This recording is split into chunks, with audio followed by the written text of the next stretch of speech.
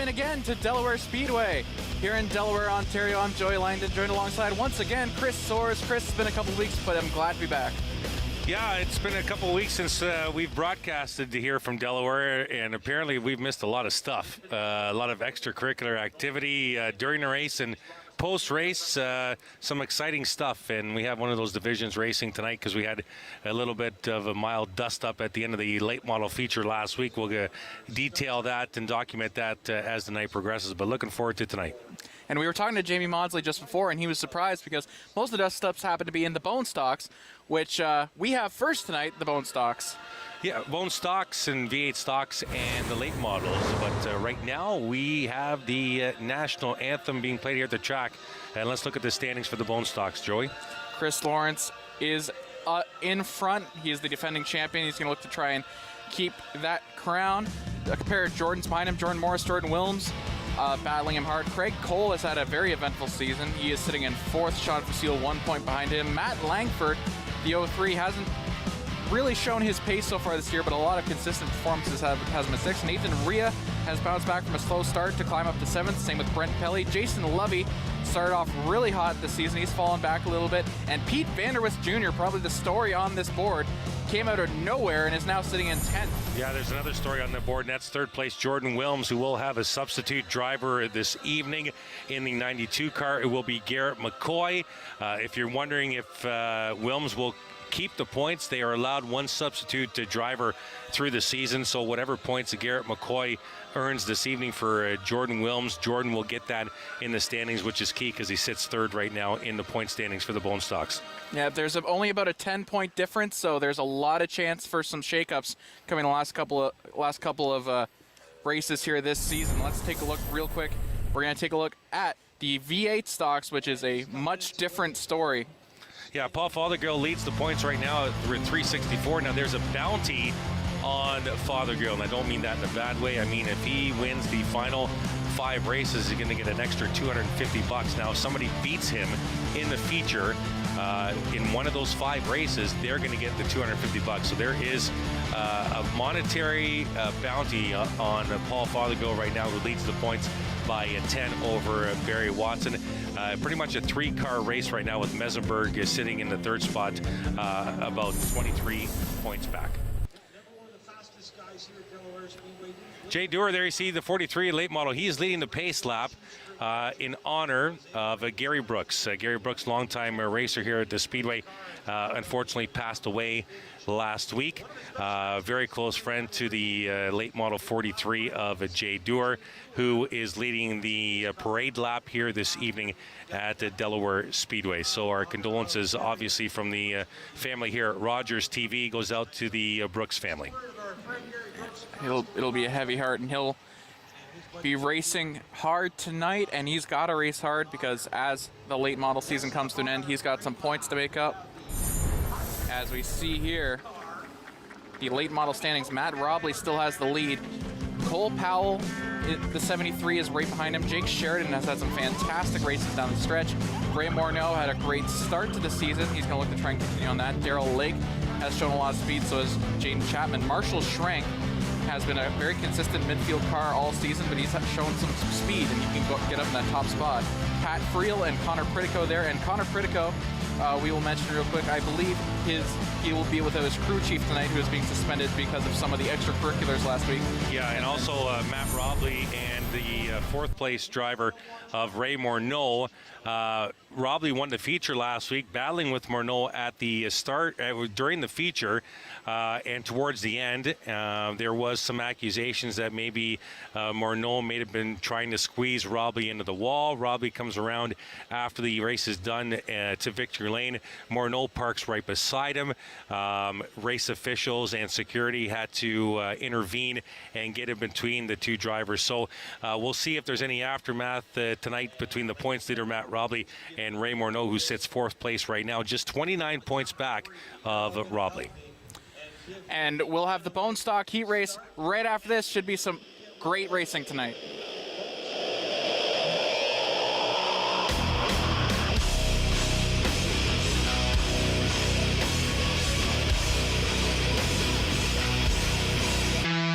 sports fans know Sundays are for football. That's why you need NFL Sunday tickets. With NFL Sunday Ticket, you'll get every live game, every Sunday afternoon, all season long. Follow your favorite teams and players live in HD. Order NFL Sunday Ticket for only $199.99. Get up to 200 regular season games. Call 1-888-ROGERS-1 today.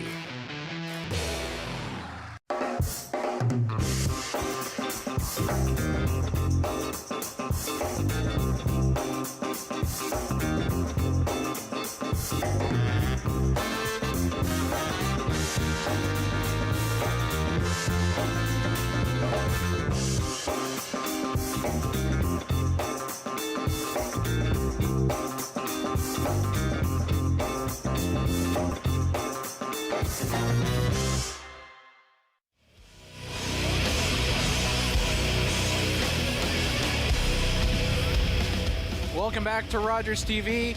You see the Bone Stocks taking the track here. Once again, I'm Joey Lang, joined alongside Chris Soares, and you see the sun back there. And if you were with us before the break, you saw our face is pretty washed out with the sun, and that's because we're getting late in the season, so the sun's going to set a lot earlier. And as we were talking before the race, or before the broadcast rather, that's going to cause the track to change a lot from how it was at the beginning of the season. Yeah, and the main change is that at the beginning of the season, when it was daylight for longer, parts of the track, even as much as half the track, was in sunshine for quite a bit. So half the track was being had a different condition, maybe a little hotter, maybe a little slipperier, and the rest of the track cooler and a lot more grip.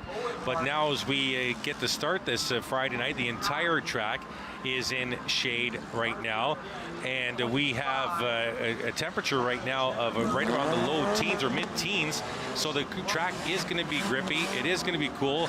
We're actually still at about 20 degrees Celsius here at race time, but yeah, they're going to be a little bit more grip for these cars for sure. So that may look like the 22, but we just got a sign from the scorers table that is actually the number 6, Eric Gross. You see the hacked on number 6 there, a late change. So Eric Gross, the number 6. That's not Chris Fairweather? No, that's Eric Gross, making, I believe, his season debut. That is what we have on our scoring table, and that is what the scorer just signaled over to me. So that is Eric Gross, who has the pole, as a matter of fact, with Darcy Desjardins on the outside, who has had a very, very troubling season, but is going to look to try and put that behind him right now and have a really good heat race, and this would be the time to do it, as they are now on the final of the pace lap. A lot of new cars in this race, and we will get to them as soon as possible. The 44 of Owen Martin is set up in 3rd, and I believe that is the number 50 of Pete Vanderwist. No, that is the, I honestly can't tell who's in 4th. It's a great car with white numbers. What do they want from me? And then the 21C of Jason Lovey behind them, and he's probably the one to watch in this race. As the safety car is about to pit. And here we go. What a start from Eric Gross. I don't know if that was an issue with Desjardins or what, but Eric Gross is about 6 car lengths ahead of the 2nd place, and he's going to try and get up as fast as possible. Hope there was no yellow, and there will be a yellow. There is a yellow because that's a major false start, and if they would have let that go, I would have been in disbelief. He had a 9-car length lead at the stripe to take the green, so they're going to re-rack him and stack him and do it again. So that was likely his fault. I don't think Desjardins had a missed gear or anything. Let's take a look. Oh yeah, he's left Desjardins behind before the cone. Yeah, definitely accelerated in the middle of turn 4, out in front quite a bit by the time he hit the stripe, so they're going to do it all over again.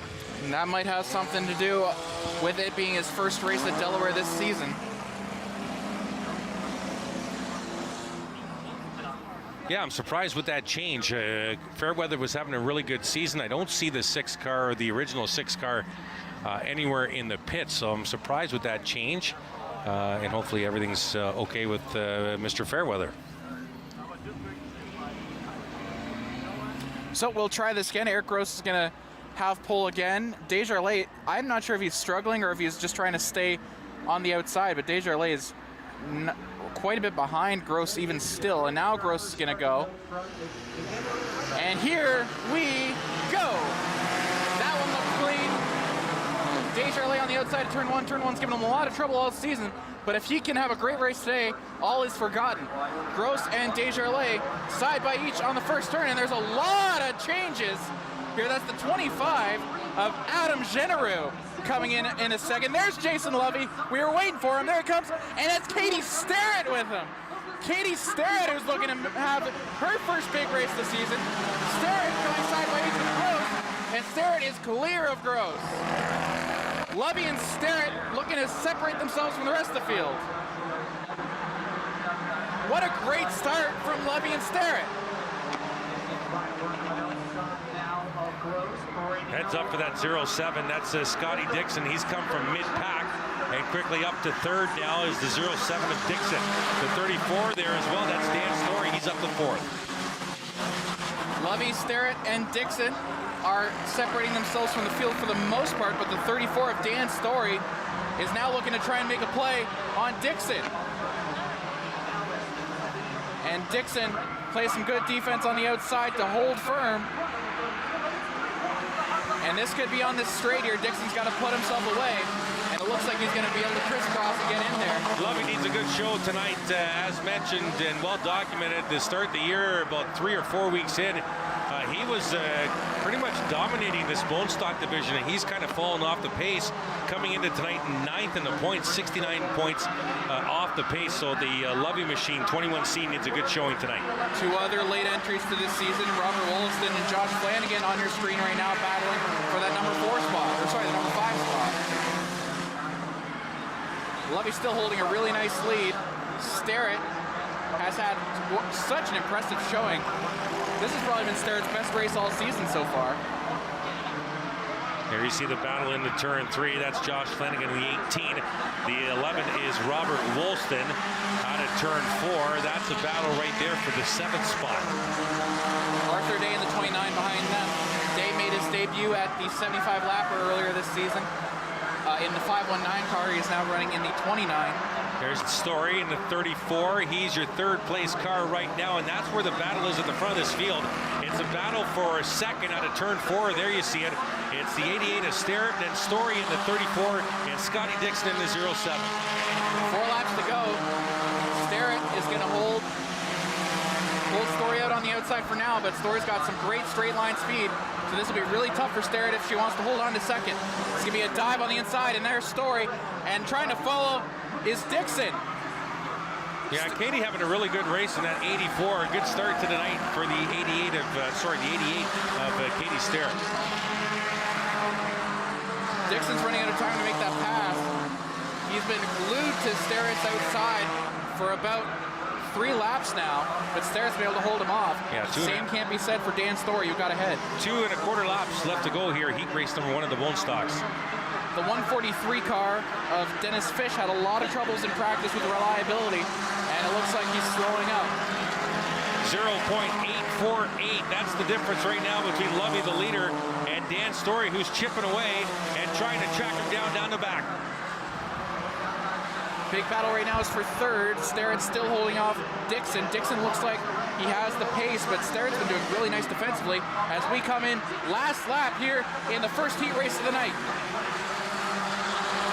Lovey is going to look to hold on, and it looks like he's going to. Story has turned some better laps. Good answer by Jason Lovey. Increased the difference to 1.2 seconds. That was his fastest lap of the heat race, 24.33 seconds as he negotiates turns 3 and 4 for the final time. It's going to be a battle for the line for that last podium spot in the first race. Starrett or Dixon. Lovey wins.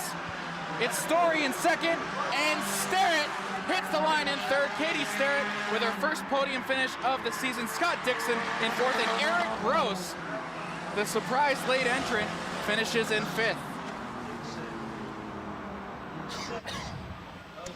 And that's huge for Jason Lovey, who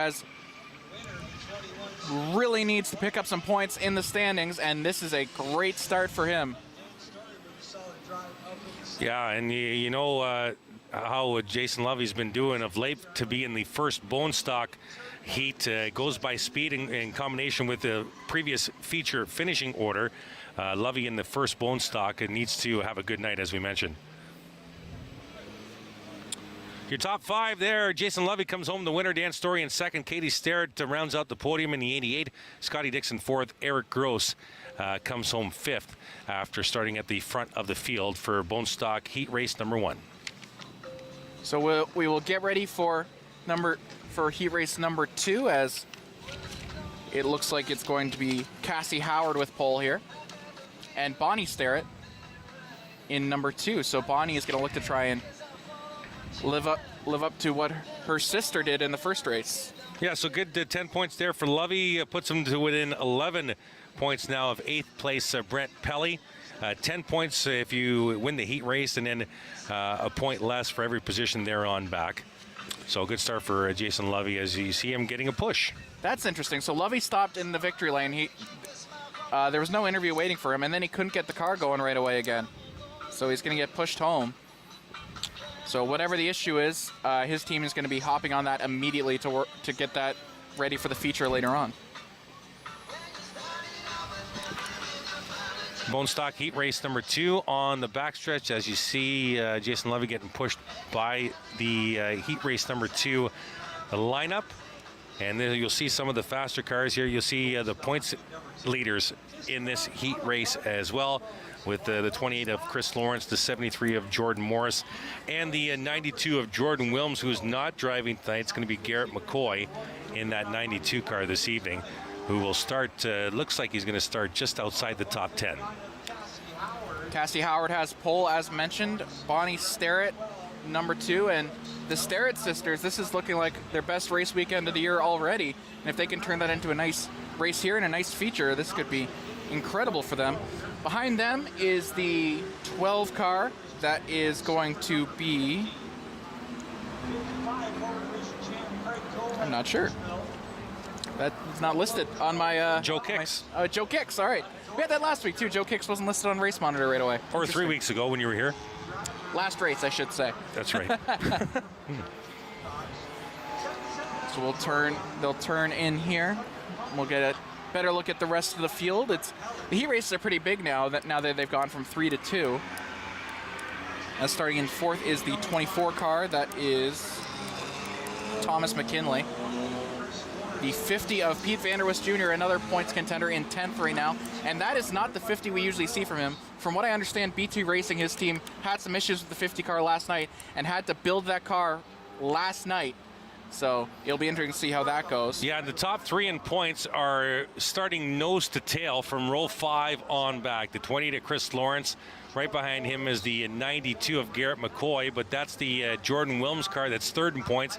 And behind the 92 is the 73 of Jordan Morris. So top 3 starting mid-pack on the outside. Safety car pits, and here we go. Starrett gets a nice start. You know who else gets a nice start? Is the 24 car coming up the middle there. Yeah, Thomas McKinley with a great start there, as the 55 of Craig Cole got snarled up and falls back to right in front of Chris Lawrence. And the top 3 in points climbing their way down the top as we got almost a spin in turns 3 and 4, Joey. That was Bonnie Starrett. Bonnie Starrett got hit by Thomas McKinley, but is able to keep it going. We got 3 wide all the way down the field as Cassie Howard is going to open a lead. Yeah, lots of stuff going on mid-pack. Jordan Lawrence has come out of that pack all the way up to 5th now. McCoy and Morris caught in traffic. Watch out for Jay Cox, was driving very aggressively in practice, takes a really inside line, and that can be very dangerous, as we saw a couple weeks ago. Chris Lawrence has fought his way up to 5th already. His teammate, Cassie Howard, is in 1st. Joe Kicks is in 2nd. Joe Kicks has a lot of speed. We haven't seen much of it in the races, but in practice, he was one of the fastest. Yeah, Jay Cox inside of Vanderwist Jr. for the 3rd spot, and the points leader right there, the 28 of Chris Lawrence, rounding out the top 5 right now. It almost hit the wall. Vanderwist Jr. is on the outside of Cox. Cox gets a little loose into turn 1, and Vanderwist Jr. and Lawrence are going to be like, come on, get a move on. And Kicks in second is catching up to Cassie Howard. Yeah, the top 5 nose to tail. Here comes Jordan Morris in the 73. He's second in points. He's fought his way through the pack. The 92 suffering though. Way at the back, that's Garrett McCoy. And the 92 team might take a hit in the points tonight. And here he goes. Jay Cox is going to go inside of Cassie Howard. Cox, can he get through? He does. Howard checks up. 3 wide, almost with Lawrence in the middle of Morris and Kicks as they'll come out of turn 4, and it's all clogging up at the front of the field. Vanderwist Jr. on the outside. Cox trying to pull away. Howard still in second. A couple of teammates there. Vanderwist Jr. and Howard in 2-3. Morris has hung in behind the 50 car. That's Vanderwist Jr. in the silver. The 73 is Jordan Morris, who got around the points leader. The 28 of Chris Lawrence. Howard checks up again and is forced inside. Lawrence is going to go outside. Cox is opening a lead. Vanderwist Jr. is going to try and track him down. Also there is Jordan Morris.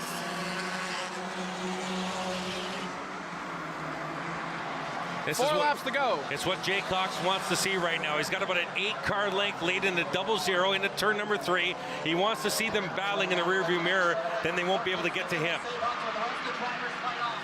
Cox putting up a bigger lead. Vanderwist Jr. is trying to get free of Morris. Lawrence trying to get free of Rhea. 3 of the top 5 just spun their best lap. Jay Cox in first place. Vanderwist Jr. Lawrence in the wall. And Chris Lawrence just threw his best lap before hitting the wall in turn 2. Cox still in the lead with 2 laps to go. Jordan Morris looks very strong tonight, coming from mid-pack, now to second in the 73. This is going to be a dogfight right to the end for those 2, 3, 4, 5 spots. Cassie Howard, after leading for half the race, is really falling back now. So did Joe Kicks. He's fallen way back to 8th.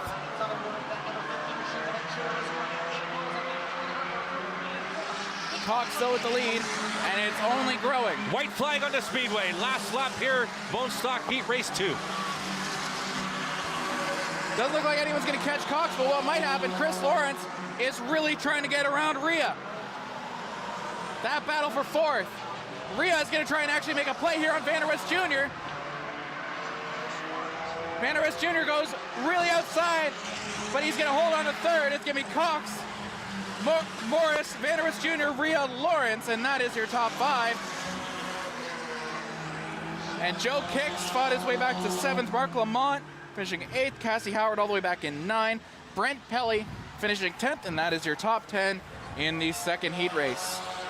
Yeah, and this might not be a good evening for the 92 of Jordan Williams, who is not driving tonight. It's Garrett McCoy, and Garrett finished way back in that heat race, so no points, or very minuscule points, if none at all, for the 92, who came into the night 3rd in points, just 18 off the pace. So the 92 team needs to do something a little different before feature time.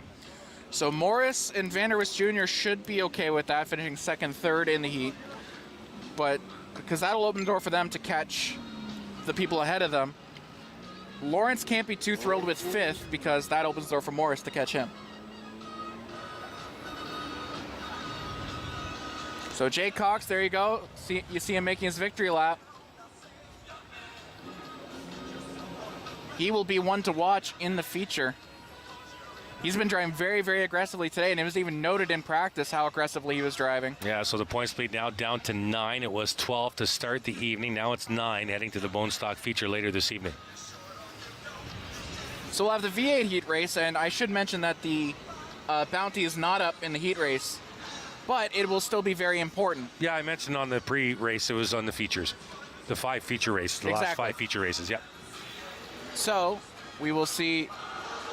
You still never want to lose a race, and Fothergill would love to sweep tonight, increase his points lead, because even though he's won almost every race this season, he's not out of the woods yet. You can make up a lot of points really fast. Oh, I almost feel like putting out a bounty for the V8s too, for someone that can beat the Fothergill. I want to see a little bit more competition in this division. Maybe a Big Mac combo or something for someone who could beat the 33. I'm going to hold you to that. So if anyone beats Fothergill in the heat race... I never said it was a done deal. You can't hold me to anything unless I agree to it. I said I felt like it. Okay. We'll see. It's the choice of words that's key. Your Honor, Yes. I never said it was a done deal. 23 of Jeff Ferguson is your pole car and your control car. And the 72 Chad Clutterbuck will be outside row number 1. Behind him, Steve Shaw Jr. And then Kyle Mesenberg, who I believe is second. Barry Watson second in the points. Yeah. Kyle Mesenberg's third in the points. And then behind them are the two longtime rivals, Barry Watson and Paul Fothergill. Yeah, 10 points separates those two at the top of the standings. Mesenberg 23 points off the pace, just 13 behind Watson for second. And even though Fothergill's won almost every race this season, it's only a 10-point difference because Watson's been doing excellent every single week, even though he hasn't been able to win a lot of races. Pace car pits, and here we go. Oh, bad start for Ferguson, and Clutterbuck out to a great start. Mesenberg's going to try and follow him through. I'm sure they'll take a look at that. Clutterbuck had a really good start. Was it too good? You see, they're prepping the yellow flag, maybe. No, I think 23 just missed a shift, Joey. They're just getting the yellow flag ready in case there's a caution, but I think their start was good. Looks like it. We're going to stay green as we go 3 wide. And what happened there to the 96 of Steve Shaw Jr.? Fothergill came 3 wide on the outside down the front stretch to get the second. Barry Watson's caught in traffic. There are points available in the heat races as well. Watson needs to pass a couple of cars here. 3 wide into turn 3. This would be huge for Mesenberg if he can put some time in between him and Watson. Mesenberg holds on to his lead, but there's battles all the way up the track. Everyone's got a dance partner. Go round and round. Here's Fothergill into turn 3. This is just at the start of this heat race, getting to the outside of the 96. Ferguson's in the 23. Watch this. He bites right off the turn 4 on corner exit and flies down the front stretch and quickly passes 3 cars per second. Meanwhile, Fothergill goes on the inside, and we got caution. It looks like it was the 23 of Ferguson, or sorry, the 72 Clutterbuck. of Clutterbuck.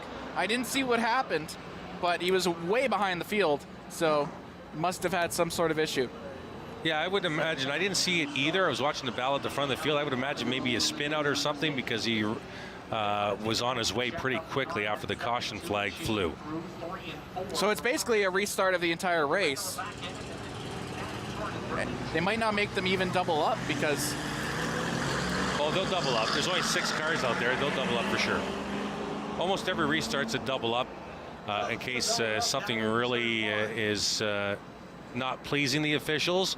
Maybe there's too many. If there's a bunch of restarts and guys aren't really driving smart, then the officials say, you know what, we're going to restart you single file and see if you like that. That has happened before. So that's big for Barry Watson, who needs to keep it close with Kyle Mesenberg. Watson was in 6th at one point. He is going to start in 3rd. Yeah, key start for Mesenberg here. If Watson can stay to his rear bumper and then Mesenberg can keep Fothergill to the outside, Watson could advance a spot here. Mesenberg pushing Fothergill high. Watson right on his tail. Watson gives him a shot, but Mesenberg is going to transfer that momentum into going forward. Yeah, Mesenberg's not bad in the corners. As Fothergill in the 33 is really strong on the straightaways. See him almost get right in front of Watson and pull away from him down the front stretch. 6 laps to go. This would be huge for Kyle Mesenberg in his race with Barry Watson. And speaking of Watson, he moves into 2nd. Fothergill falls down to 3rd. Yeah, that's what we mentioned at the restart. If Watson could stay to the rear bumper of Mesenberg on the restart and Mesenberg could keep Fothergill high, Watson could maybe get by the 33, and he did just that. Mesenberg goes a little more outside than you'd like, but he stays firm. It's really anyone's race between those top 3. Meanwhile, behind them, Steve Shaw Jr. has recovered. He's now in 4th. Jeff Ferguson in 5th. Clutterbuck back down to 6th. And Jesse Rudd has retired. Mesenberg staying alive. It's your top 3 in points in reverse order. If you look at them right now, it's your top 3 in points in reverse order of how they run on the track. Fothergill is going to really want to make a pass on Watson soon. He's only got 4 laps to do it. Mesenberg is really going to hope those two fight instead of fighting him. Mesenberg putting a little bit more of a gap in between him and Watson.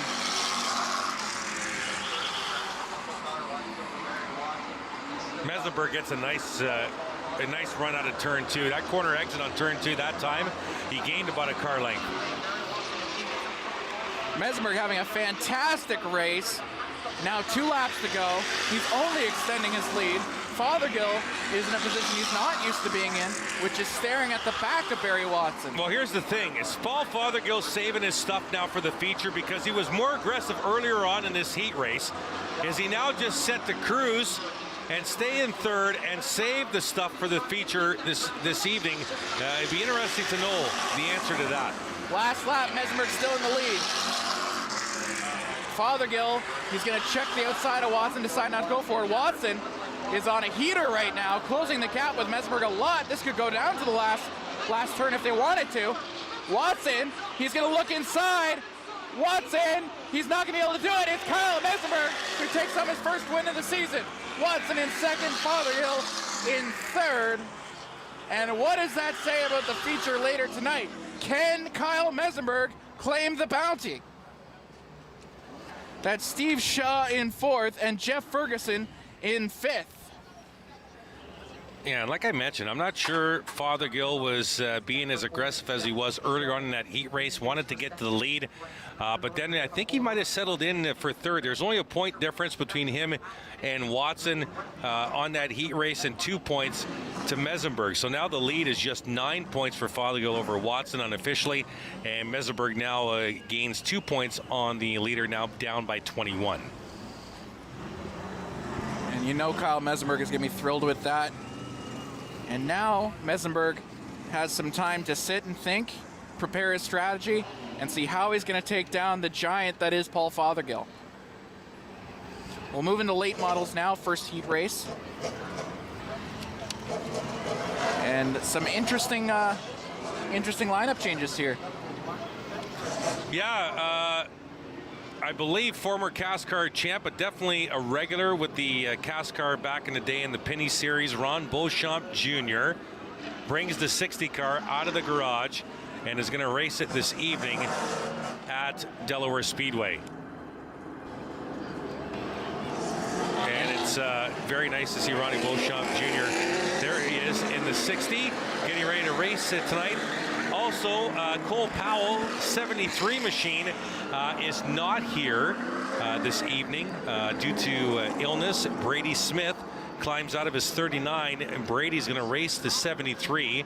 Well, it doesn't climb out of the 39. He puts 73 on his 39 and is going to race under Cole's number this evening. Cole will retain any points that Brady obtains this evening. So best wishes to Cole Powell for a speedy recovery. So the 82 car has pole. I don't actually. That's Wayne Keeling. Actually, we talked about him in the 50-lap feature a little bit ago. Wayne Keeling coming back after how many years away? I'm not sure. Quite a few, from what I remember. So Keeling is going to have pole. He did not have the quickest of cars in the feature, but he's obviously been retooling it since then, and now he's going to look to transfer that into a pretty good run here. Jay Durer in the 43 outside the pole for this heat race. Jacobs, the Jacob boys in the 5 and the 96 in row number 2 for late model heat race number 1. Jason Litzer in the 11, Richard Byrne in the 88, and Ronnie Beauchamp Jr. in the 60 will start shotgun on the field in this heat race. Lidster's probably the one to watch here. He's had some fantastic races this season, but also some races where he had to retire a little early due to some crashes that weren't really his fault. That's Peyton Jacobs in the 5. You see inside row 2, Mark Jacobs outside as we get set for green. Pace car pits, and here we go. Really nice start for Peyton Jacobs. Keeling falling off real fast, and that opens the door for Jay Dewar to pull away. Yeah, that kind of ties up Peyton Jacobs and Jason Litzer on the inside. And quickly, Ronnie Beauchamp Jr. up 3 spots in this heat race. That's still Dewar in the lead, but he's got Mark Jacobs right on him. Rick Verburn in the 88 right behind them. And as you mentioned, Beauchamp is really pushing the leaders here early, despite starting at the back. The 60's got plenty of experience here at the racetrack. It's like being a pilot and having 15 or 20,000 hours. Ronnie Beauchamp Jr. has thousands and thousands of laps here at the half mile. Beauchamp and Verburn are nose to tail right now. This could really turn into something. Verburn is held up right now by Mark Jacobs, who is refusing to give up his spot. And that opens the door for Jay Dewar to extend his lead a little bit. Jay Dewar, who has turned the fastest lap so far tonight, 19.2. And he's going to try and keep doing that as we got 6.5 to go. Top four have really separated themselves from field. And we got a caution, Mark Jacobs is spun out. No, that's Peyton Jacobs in the 5. Sorry, you're right. Peyton Jacobs. Yeah, the 82 might have got in on that too, Wayne Keeling. But definitely Peyton Jacobs in some trouble in turns 1 and 2, brings out the caution. So that's great news for Jason Lidster, who is tied up for the entire first 3 laps. And now he's going to have a chance to attack, as Peyton Jacobs is going to rejoin the field here. There you see Jay Dewar. He's your leader right now with 7 to go. And driving with a heavy heart, losing one of his close friends, Gary Brooks, passing away last week. Jay led the parade lap earlier this evening, if you're just joining us. What a fantastic night it would be for Jay Dewar if he could pull out a win here. He will start on the inside again on the restart. Mark Jacobs is going to start number 2. Rick Verburn number 3, and Ron Beauchamp number 4. Jason Lister number 5. So not a slow car in the top there. Anyone could take this race. So Dewar's really going to have a really nice start.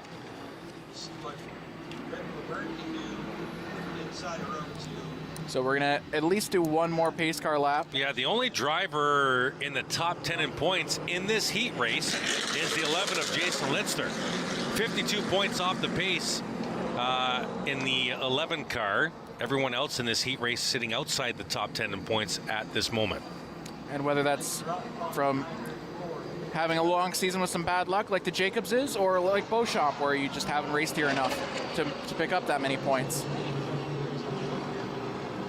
But Jay Dewar has a real shot here to pick up his first win of the season. Pace car pits, and here we go. Nice start by Dewar, but a better start by Mark Jacobs. Mark Jacobs on the outside. Everyone, 4 cars there, real close. Lister trying to take advantage. He's going to check the inside, but can't do it. You can put a blanket on the top 5 right now, working turns 4. Jacobs can take the lead now. That's Mark Jacobs in the 96. He's in the lead, but he's on the outside. Yeah, if it wasn't for the numbers on the cars and the sponsors, you'd think they're all the same car. They're all black. 5 black cars trying to get away here. Dewar retakes the lead. Jacobs looks like the faster car, but he hasn't been able to find that inside lane here. Dewar has been doing a great job keeping the outside, and now Rick Verburn is going to take second here by virtue of having the inside lane. Yeah, Ronnie Beauchamp Jr. in the 6-0 trying to take advantage of that and trying to follow Verburn up to 3rd. Dewar trying to pull away now. Verburn's going to check the inside. Little contact, nothing doing there. As here comes Beauchamp. Beauchamp got free and he's attacking. So did Lidster. Side by side for the lead out of 4. Verburn on the inside. It's Jay Dewar on the outside. It looks like Verburn took the lead there. No, that Dewar still has had the lead, but Verburn takes it now. What can Dewar do about it? What can Beauchamp do about it? And Verburn takes the lead here with 3 laps to go. Ronnie Beauchamp Jr. just ran his fastest lap of the heat race at 19.227. Lister trying to reassert himself into the conversation. White flag out, last lap. Beauchamp coming up the inside of Dewar. Perfect time for Rick Verburn. That's his fastest lap, and that's the fastest lap of the race of all the drivers, 19.18. Going to come down to the stripe between Beauchamp and Dewar. Lister maybe might be in the conversation as well, as Rick Verburn wins, and it is going to be Dewar. Dewar holds on to second. Beauchamp in third, Lister in fourth, Mark Jacobs in fifth, and right behind him is Peyton Jacobs in sixth. What a race to kick off the late models tonight. Yeah, and that was the slower of the two heats based on times and last feature as well. So the next heat race should be even better. What a fantastic race. And what a fantastic last half of the race by Rick Verburn. There you see the eights of Rick Verburn. Jay Dewar second. Ronnie Beauchamp Jr. looking strong in the 60. He finished third. Jason Lister, the only driver in that heat race in the top 10, gets some points. And Mark Jacobs rounds out the top 5. So we'll move into the second late model heat race now. And as you mentioned, the faster of the two. And who are some drivers that people should look out for in this last late model here? Well, I'm telling you, there's 9 of them, because the only top 10 points guy in the previous heat race was Jason Lister. Everyone else is in this one. Connor Pritico, Patrick Friel, Marcia Schrenk, Jaden Chapman, Darrell Lake, Ray Morneau, Jake Sheridan, Cole Powell, and your points leader, Matt Robley, in the 51. It'll be interesting to see if Pritico's strategy changes at all, since he is missing his crew chief for this week, as his crew chief was suspended because of incident last week. So maybe that changes his strategy in the heat race at all now that he's talking to different people about it. Darrell Lake is gonna have pole here. Behind him is Jane Chapman. And Jane Chapman has been a rocket at points this season. Behind them, the 19 of Cotter Pritico, as mentioned before. Behind them, or next to him I should say, the 22 of Marshall Schrenk. Behind them, the 52, I believe. Yeah, the 52 of Jake Sheridan. Then the 03 of Ray Morneau Jr., who's gone through a couple of cars this season. Then the 73 of Brady Smith, and the 51 of Matt Robley will finish out the field in this one. And just remember, the 73 of Brady Smith is running for Cole Powell, who is absent this evening. It's not the 39, it is the 73. We'll start inside row number 4. Big championship implications here in this one. Pace car pits. And here we go. Darrell Lake had a real nice start. Jane Chapman is going to try and crisscross into the inside, and he does successfully. That's not good for Connor Pritico, who is now under siege by the 52 of Jake Sheridan. 22 of Marshall Schrenk in there as well. Lake is going to escape.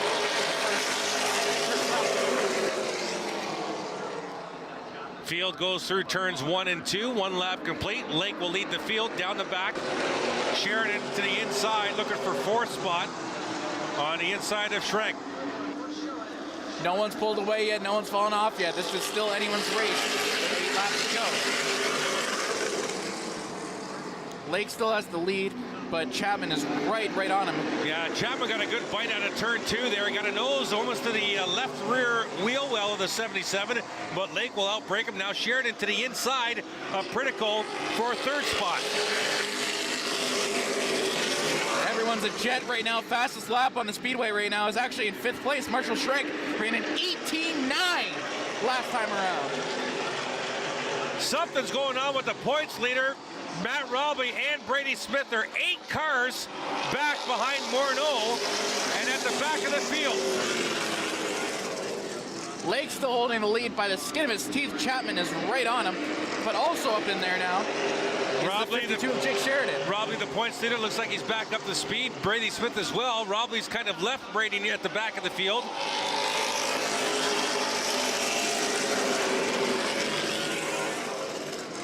You can put a blanket on the top 3, as you like to say. Right now, Darrell Lake is under siege.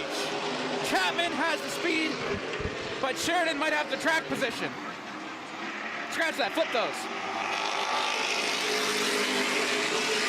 Morneau to the inside of Schrenk. That is for 4th spot. Ray Morneau trying to get to the leaders here. Chapman checks inside of Lake, decides he doesn't like what he sees, but he's got to like what he sees soon. There's only 3 laps to go at the stripe.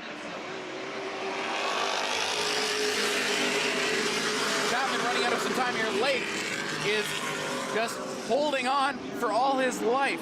Fastest lap on Speedway right now is Jake Sheridan, ran an 18.7 on lap 5. 2 laps to go now. Can Lake hold on? Single file line all the way down.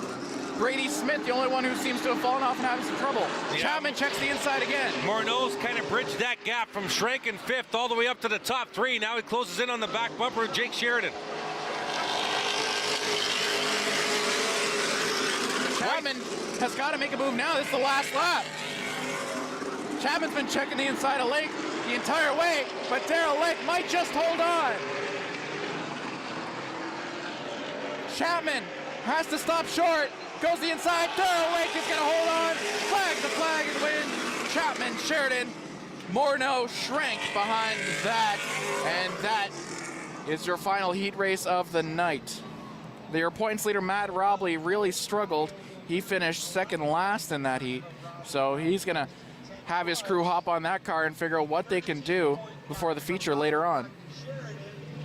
But there's Darrell Lake. I believe that's his first win of the season. And no, I don't think so. I think he won a feature earlier this year. 5-point differential there on that heat race between Robley and Sheridan. So the points lead, Sheridan now only 8 points back of Robley heading into the feature. Darrell Lake picks up a lot of ground on Ray Morneau Jr. as well. He was 10 points down on him before this. He will now only be, I believe, 6, if my math is correct. So he'll take his victory lap, and while he does that, we will head to break. We'll be right back here at Delaware Speedway. We got the feature races coming up next.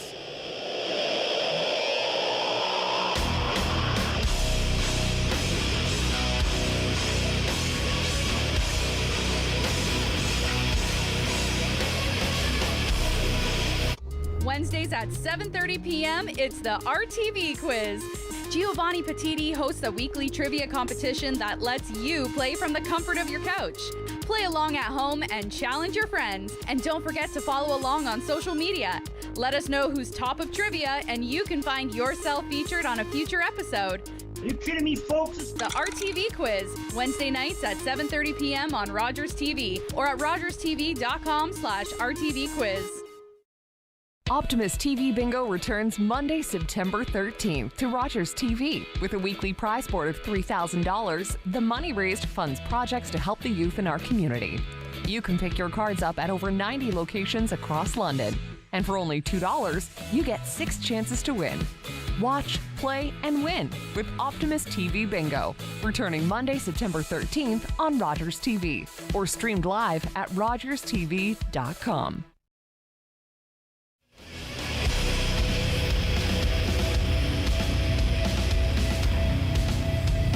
Welcome back to Rogers TV, and if you're watching on Rogers TV, you can also watch on youtube.com/Rogers TV Official to watch every race we cover this season, and there has been some incredible races so far this season, including the heat races which just wrapped up. Once again, that's Chris Soares, I'm Joey Langdon. And as for the heat races, there were some interesting finishes today, which are going to have big points implications. Well, not really, not to say that you're not right. I'm just saying they're not as big as you might indicate because they're only a point difference from 10 if you win the heat race down to when there's no points left. It's the feature points that are key. I just noticed the 0-3 of Ramsey, the late model, or the 0-7 of Ramsey being taken out on a flatbed. We never did see Nick Ramsey take a heat race, if I'm not mistaken. So the 0-7 has actually left the building, or in this case, left the track. And that does have big points implications. As we mentioned a couple weeks ago in the V8 race, where a couple cars were only able to do one lap. You have to finish a lap, if I recall, in order to get any points at all. Yeah, I'm not sure if it's a lap or you have to start the race. You have to take the green flag, and you'll get credit for starting the race, if I'm not mistaken. So he will end up today with 0 points, which is going to be... Yeah, he's really not battling for much right now. He's outside the top 10 in the late model division. But yeah, it would have been nice to see Nick race tonight for sure. So let's start with the bone stocks, which we had first. The first race we had tonight was Jason Lovey's time to shine. Yeah, Jason Lovey needs a good showing tonight, folks. We'll tell you that straight off the bat because he got off to a good start this year. was points leading for a few weeks. Coming in tonight, 9th in points. He wins Bone Stock Heat Race number 1. Dan Story's a good battle. Dan Story, Katie Starrett, very good showing in the Heat Race number 1. She finishes 3rd. Scotty Dixon, Eric Gross rounding out the top 5. Eric Gross making his Delaware debut at least this season. Katie Starrett, best finish all season. There's Jamie Maudsley behind us, stopping in, perennial guest. How you doing, buddy? We are on air right now. We're live, bud. We're live, pal. We'll go into. And if you look at your screen right now, I am not Joey Langdon. As much as you wish you were. No, that is not the case whatsoever. I'm actually Chris, and that's Joey over here. As for race number 2, where we saw a lot of the faster, cars, we had a shock win. Yeah, well, you liked Jay in the Jay Cox in the practice tonight, so I'm not quite sure how much of a shock. I believed you when you said he looked good, and he did look good in heat race number 2. Jay Cox coming home the winner. Jordan Morris looked good.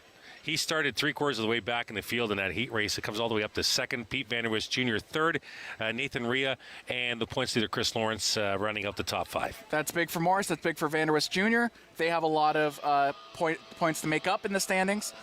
Lawrence is not going to be thrilled about finishing 5th, so he's going to want to finish much better in comparison to the field when we go into the feature. Yeah, just 3 points difference in the heat race between Morris and Lawrence there. So that cuts it to about 9 points now. Jordan Morris behind Chris Lawrence for the points.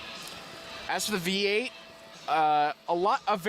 probably the most intense race we had to that point, because Mesenberg held it for a long time, but Fothergill and Watson were battling back and forth, and you had a theory that Fothergill might have left some in the tank for later. I don't know. Like, Paul Fothergill was shot out of a cannon at the start of that heat race, going 3 wide out of turn 4. Gaining 3 spots up to 2nd, eventually fell back to 3rd. I thought he was cruising for the last 3 or 4 laps, maybe saving something in that 33 in that V8 heat race. Here you see, this is the opening lap. This is what I'm talking about. Fothergill in the 33. He's around Watson. He's around Shaw Jr. in the 96. There's Ferguson in the 23. Watch this out of turn 4. Great corner exit. He goes by the 72 and quickly up to 2nd. He winds up finishing 3rd in that heat race.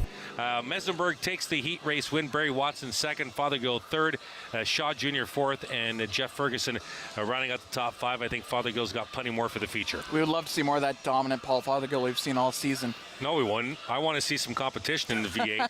There's a I do. I want to see some competition. I want to see someone battle him at the top of the standings. Right now, he has a 9-point lead unofficially on Barry Watson, 21 on Kyle Mesenberg.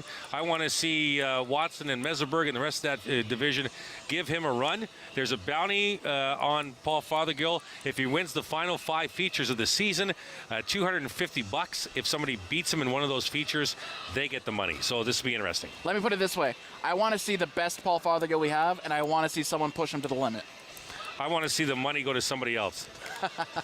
All right, and then we go into... Well, let's just throw it out there. Yeah, there you go. I mean, we're supposed to be unbiased up here, but... No, we are totally unbiased. I know Paul Fothergill very well from my years working in the pits. Absolutely. Paul's a great, he's a gentleman, he's a racer, and definitely, but I love seeing competition. I don't like seeing somebody run away all year. I love seeing competition, so let's see that in the V8s. Absolutely. And well, speaking of competition, we had some battles in the late models, didn't we? We're going to have a good feature tonight, I'm telling you right off the bat. Rick Verburn looks strong tonight in the 88. He takes heat race number 1. Jay Dewar running with a heavy heart, lost a good friend Gary Brooks last week. Ronnie Beauchamp Jr. returned to the half mile after quite some time away. A veteran of the top stock car series in Canada, Cascar Penny series. Ronnie Beauchamp Jr. did a lot of racing in that. Jason Lidster finished 4th. Mark Jacobs 5th in that heat race number 1. The Jacobs looked really good. They're going to try and work together and have a great feature. In the second late model, real quick before we head to break. Yeah, Darrell Lake winning the heat race number 2. It was the faster of the 2 heats based on last week's feature. Jaden Chapman, he looked really good too in the 13, finished 2nd. Jake Sheridan 3rd. Ray Morneau 4th. Marshall Schrenk 5th. And notably, Matt Robley marred at the back of the field in that heat race, just coming out with a few points. And he is the points leader, so it should be an interesting feature. So, speaking of features, we should have the Bone Stock feature for you right after the break here on Rogers TV.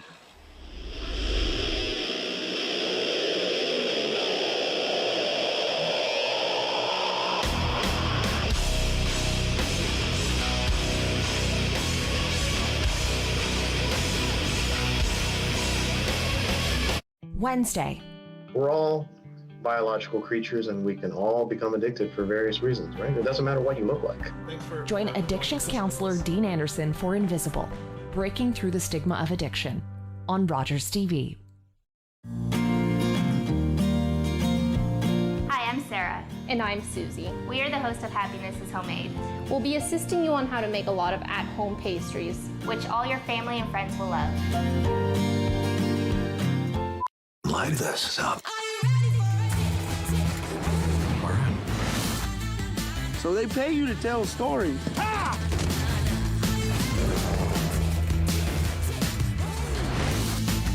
This is personal. You can't deny that would feel good. There's always something. We had something so real between us.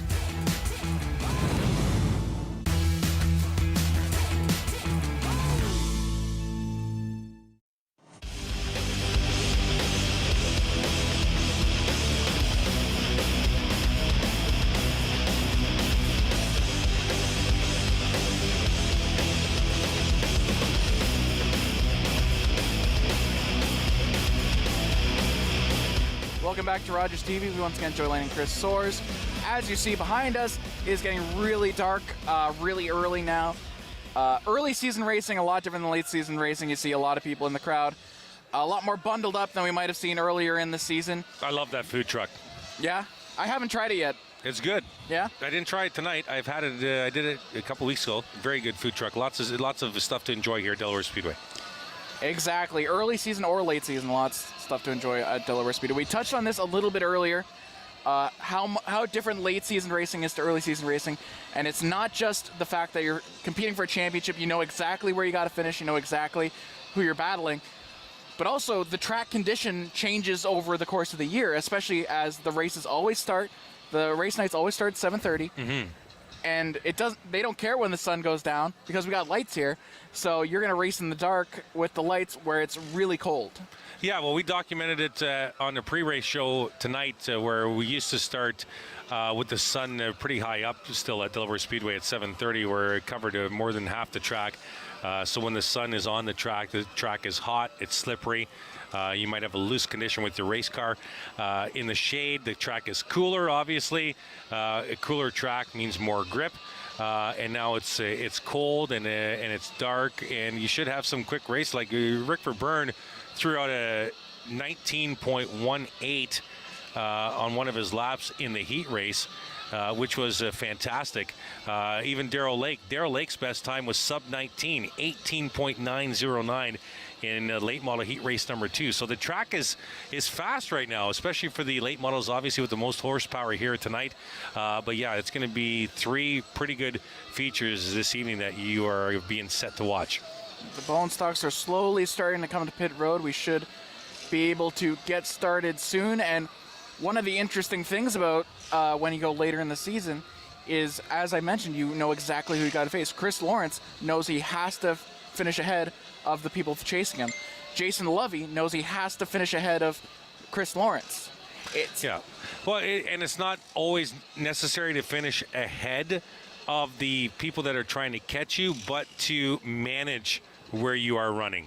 Right. If you are one position behind in a heat race or a feature, you know that you're losing very minuscule points. In a heat race, it's just 1 point. But it's just as important to know who you're battling as it is to manage your race. Right. And manage where you are in that order, even if you're not battling for the lead. If you know that the guy in front of you or the guy behind you is right near you in points, that's a battle within itself. So we're going to head to break right now as the bone stocks start filing in to pit road.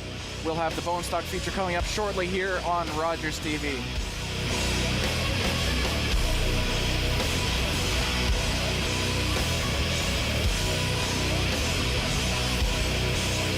That he fell.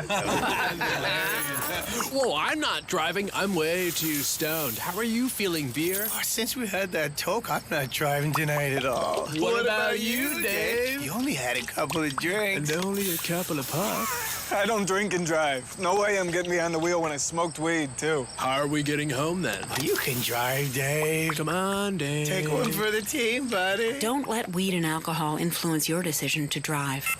Yeah, I need a ride. Do you have something to share? Let everyone know about your next meeting, your need for volunteers, or your fundraising event on the Rogers TV Community Billboard. Send us your words and we'll bring them to life on Rogers TV and rogerstv.com. When it's time to spread the word, go to rogerstv.com to add your announcement to the Community Billboard.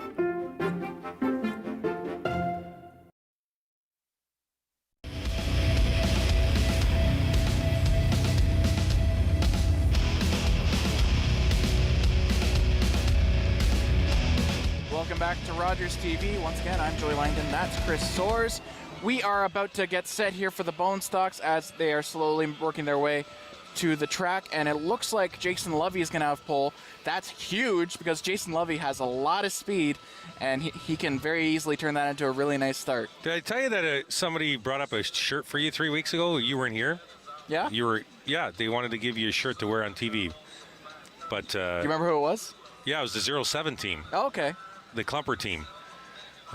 So they not like my shirts, or they just wanted me to wear? Well, I'm not at liberty to comment on that right now. I'm just saying they brought you up a shirt. Probably it was a team shirt. They want to give it to you. Okay. So they took it back down. So you might want to check in with them before the season's done. They might still have it for you. I forgot to mention that to you. I will never say no to free things. Anyways, as we were mentioning, the cars are filing in. We saw some really excellent driving in the heat races. Do you want to pick a couple of drivers you want to? You're gonna give me first pick on all three features, or do you want first pick? Let's just do bone stocks right now. At least at first, I'll give you first pick of the bones. I get first pick? Yes. Interesting. Yeah, I want to kind of go with Lovey, but I'm going to go with the 73 of Jordan Morris. He looked really racy in the heat race, and his heat race, fighting through a lot of traffic. I'm going to go with Jordan in the 73. So I'm torn. I tend to go Chris Lawrence because he shows a lot of speed. He has not looked as fast today. He has had a lot of issues with that heat race. So I'm going to go with someone a little off the book. I'm going to go with the 10th place driver, Pete Vanderwist. He looked really nice in that heat race. It's a brand new car. It looks really racy. I think he's got a chance to come up from, I believe he's sitting in 9th. I believe he's got a chance to get a good start, catch a couple of the drivers ahead of him, and make a good run of it. Okay, good pick. Pete Vanderwist Jr., because Dad runs in the super stock. So, yeah, that's a good pick. I don't mind that. Another one to watch is Jake Cox, who was driving very aggressively in practice, and that's what I pointed out to you before we went on air. He was really just driving as if it was a race in practice, which, I mean, practice like you play. So he's going to be out here. He's going to be driving as hard as he possibly can to make up as many races as he can. Sorry? And won his heat race, too. Exactly. So he's looking really good as well. He's going to be starting, I believe, if I can count, which is always debatable, he's going to be starting in 5th. So that is going to be a very, very interesting spot for him because he's going to start on the outside, and he is very, very dangerous on the outside because he's going to be very, very aggressive. He's not going to wait for his turn. You know what I mean? He's not going to pick his spot. He's going to go for every gap like Ayrton Senna. It's going to be okay. So we got to stop the Formula One retrospect here. There you go. Okay, you got to talk stock car. Okay. So no Ayrton Senna and no what do you call the pace car? I keep accidentally calling it the safety car. Every commercial you bust me about that. And no, I didn't bust you today. That is true. No, I'm actually busting you live on the air. Yes. Not in What's commercial. What's worse? No, I deserve What's worse? It doesn't. No, you're doing fine. It was actually one of our viewers that texted us. What was it, 4 weeks ago? Yeah, tell Joey it's a pace car. You know what? I like the 88, and shout out to Katie Starrett, who had a very good heat race. There you see Katie in the 88 left of your screen. She's going to start 3rd inside row 2, and really hoping she has a good feature. She's really looked good the last few weeks and had a really good heat race, and it's going to be a good bone stock feature. You got Lovey and you got Story, Starrett. It's real wide open. Yeah, the 07 is there as well of Johnny Dixon. I think you got Jay Cox, Jordan Morris, Pete Vanderwist Jr., Rhea, and Chris Lawrence. That's your top 9 right there. And the 03 at Langford rounds out the top 10 to start. So you got some good cars at the start of this feature field. Exactly. And speaking to Katie Starrett, that Starrett team has had a good weekend so far. They have not had such luck so far this season, but if they can turn it around right now, that could save their whole season. Have a great finish, do well in the championship race, turn that into a great season next year. Yeah. I mean, yeah, that's what we like to see, the pace car rolling out and the field following behind the pace car. Don't forget, we are back here, Delaware Speedway, next Friday night, live on the air at 7:30. We will welcome back the Superstock division. Looking forward to that because there was some extracurricular activity in the Superstock division, both on the track and off the track last week. We'll talk about that next week for sure. And looking forward to day number 1 of the Fall Brawl. Rogers TV will be here at Delaware Speedway on September the 24th. It's the first night of 3 straight days here at Delaware Speedway. We're covering the Friday night, the Fall Brawl, day number 1, with the late models, V8 stocks, bone stocks. It's going to be a great opening to that weekend. So lots of good racing still left to come this year on Rogers TV. so a lot of different car models as well. I just noticed Hank Clausen in the 5 rolling out. Much different car than anyone else out here right now. I can't actually tell which car it is. But then Darcy Desjardins behind him. It's a really big race today, isn't it? Yeah, lots of car count and good car count for the bone stock since they started becoming a weekly division here at Delaware Speedway, and that's great to see. The 143 is in fact going to take at least the first lap. The 143 car of Fish, I believe. Yeah, Dennis Fish. That car has had a lot of engine problems today in practice, in the heat race. Even when they were starting their engines for the fans, it started smoking. So it'll be interesting to see if he can turn that into some speed. He's starting at the back of this one, so we'll have to see if he can turn that. And you can hear it. It almost sounds like a lawnmower. So he'll need to turn that into some speed if he wants to make it up, because he's starting from the back. At the front, as mentioned, as you see on screen, Jason Lovey has pole. You want to talk car count, Joey? How about 32 in the bone stock feature? That's insane. That very, is awesome. Very big. That is awesome. That's almost the full NASCAR field. 32 bone stock set to do battle tonight. We're going to do at least one more lap under yellow as we get started here. Lovey has a fantastic opportunity here. He's one of the fastest cars on track, and he's starting from pole. He's one of the most aggressive cars, too, so he's not going to give up that lead easily at all. And we're getting set for green this time by. Pace car pits. And here we go. Really nice start there from the 34 of Dan Story. Jake Cox got a slow start, missed the gear. Vanderwist Jr. plowed him in the back. Sterrett is holding on to third right now, trying to take advantage of all the chaos behind her. Lovey pulling away now from Story. And there goes Cox inside, as mentioned, very aggressive. Going up on the inside. Almost 4 wide there. Yeah, Jordan Morris there too, looking for the 4th spot on the inside of Katie Sterrett. With the big car count, that also comes with a lot of potential issues with lap traffic as Cox comes in on the outside. This is exactly what Lovey wants to see. It's almost a half a straightaway lead now for the 21C as they're battling behind him. What Lovey's praying for here is as clean a race as possible, and that might already be an issue. A spin from the 48, but he saves it a half spin. That's the 48 car. Jay Cox out the second all by himself, now wants to track down the leader, and Morris now up to third. Morris trying to track down Cox. Behind him is Story, and Pete Vanderwist has gotten ahead of Katie Sterrett. 69 Wayne Vanderwist car. Jr., I could say. The 69 car of Rawlings, I believe, or that might be the 69X. That is Mitchell Rawlings right there. Rawlings going real slow. His night might be done.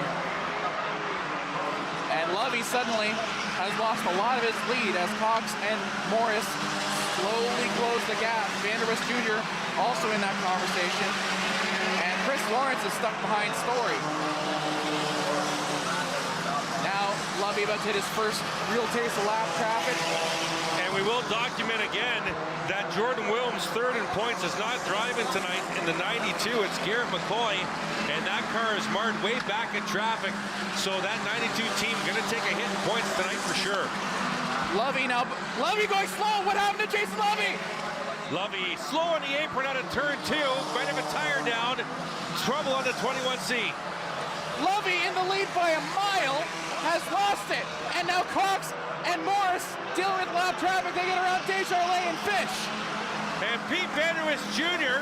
in the silver bullets up to third. The front 3 trying to get away.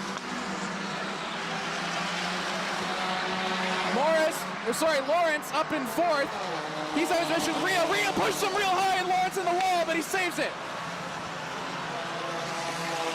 Up in front, Cox still has the lead. We will let you know if we see Lovey rejoin. As of now, he is in the pits still. Right now, as you see on screen, it's Cox, Morris, Vanderwist Jr., Rhea, Lawrence. Let's go to the replay. Take a look at the 21C coming down the front stretch into turn number 1. Everything looks kind of good so far. Maybe a little loose. And something happens right there in between turns 1 and 2. I don't think it was a tire. That might be mechanical in the 21C in the pits. Cox, I believe, still holding the lead, but he's got Morris right behind him. As you see the top 10 on your screen right now. The leaders straightaway away from heavy traffic, and Morris is all over now to the inside of Jay Cox for the lead, and Cox will hold him off to take that lap. Something wrong with Jason Craig in the 42. He has also gotten to the pit lane. Nathan Rhea takes back a spot from Chris Lawrence, the points leader, and back up to 4th. Cox still in the lead. Look at Vanderwist Jr.'s made up a lot of ground on the top 2. Yeah, this is a good opportunity for Pete here because the leaders are coming into traffic now. They're about a straightaway to 3/4 of a straightaway behind quite a few cars. And they're going to have some trouble with the traffic. Morris now to the outside of the lead and gets cut off by Cox. Crossover. What a move. Cox staying aggressive, pushing him really inside. What a move by Jordan Morris. Can he hold the lead? No. Cox pulls away on the straight. That car is insanely quick. And Chris Lawrence, the points leader, is a little off the pace. Langford's gotten by him. Rhea's gone after that battle early. And now Langford's gotten by the points leader. This could be an issue. Oh, what is... Cox is trying to Lightning McQueen his way through all his traffic. What a ton of traffic here. And this is an opportunity for Vanderwist Jr., but he has to go through the same traffic as well. Hank Clausen goes loose to the 5, and that forces Vanderwist Jr. to check up. And Morris almost hit the back, and now he does. Oh. He's into Craig Cole. Cole gets 2 tires off. Morris is around in turn 3. Caution on the Speedway, and trouble for Jordan Morris, second in the point standings. Oh my gosh. Cole was off the pace in turn 2. Morris and the leaders came around turn 2. Morris wanted to go to the high side, almost hit the back bumper of the Cole machine, then came back down, and Cole went up the Speedway and hit Cole in the right rear and spun him up into the wall, and his right side tires got on the wall. Let's go to the replay here. This is in turn 2. Here's 55, top of the screen. That's Craig Cole. Here comes Morris, and he's got a hammer on the brakes. Goes to the outside. Now Cole comes back up the Speedway. Watch the right side tires up on the wall, and then he clips Morris in the right rear going into turn 3, and caution hits the Speedway for the first time in this feature. I don't know how more cars weren't collected. Great evasive driving by Vanderwist Jr., and I believe that was Hank Clausen in the 5. But wow. Look at the damage on the 55 Cole machine right there. No car in any class is going to survive grinding the wall like that without needing some very, very heavy repairs, and we'll see if he can come back in this race. I believe Morris went into the pits, did he not?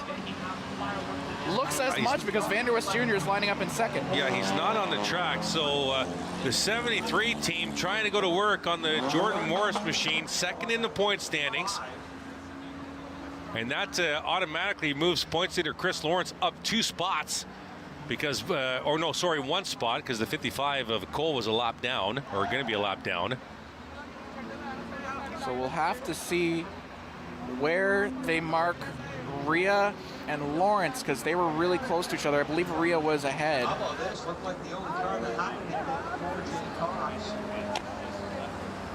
So Cox does hold the lead. That part doesn't change.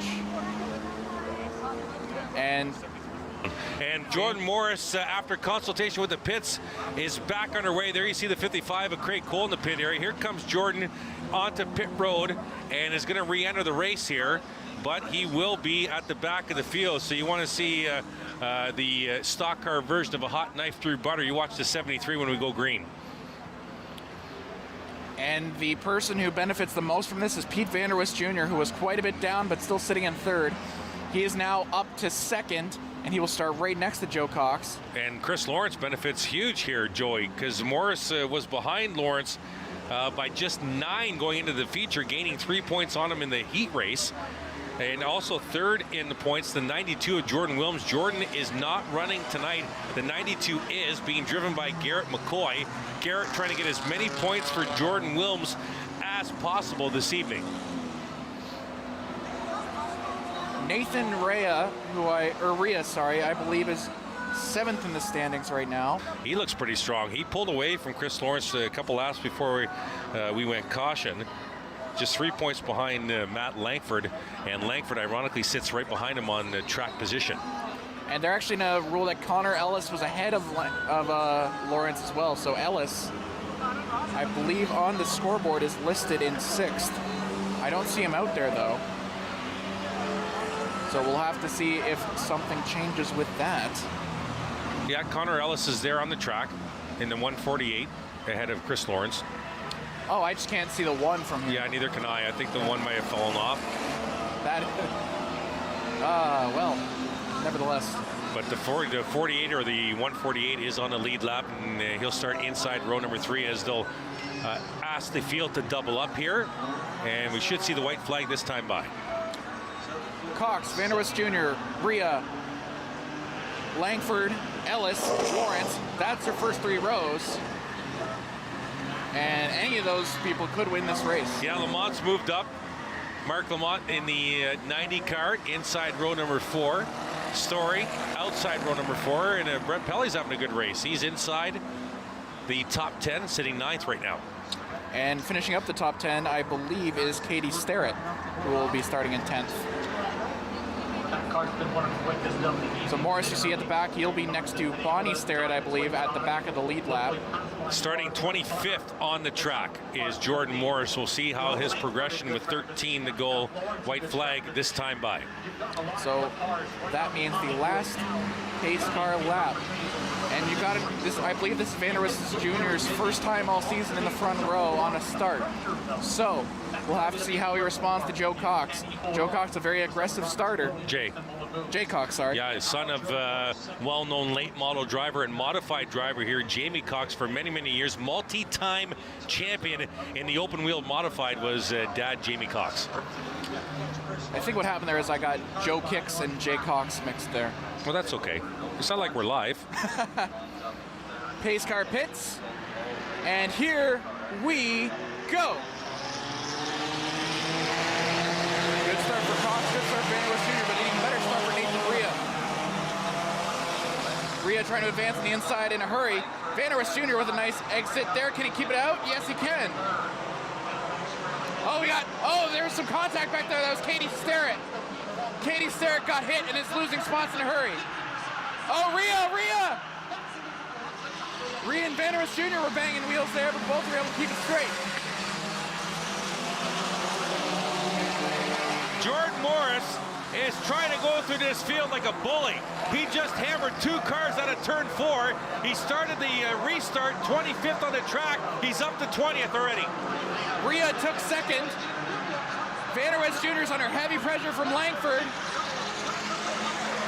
And that's the 148 up in there of Ellis. And look out, Desjardins entered from the pit lane in the middle of traffic. Well, that's okay. He's on the pit lane, Joey. He didn't merge onto the track. That's a pit lane exit there. He almost lost it, though, but he's able to keep it pretty straight. Cox is now under pressure from Rhea. Langford has left Vanderwist Jr. in the dust and put Ellis between them. Contact turn 4. Car is around. Multiple cars involved, but one's going to be spun. It all started about 5 cars up between the 5 car and Jordan Morris in the 73. The new entry this week in the 5 Hank car. Clausen. Yes. And one of the Starretts was involved as well. I didn't see which. let's go to the replay here. This is down the front stretch.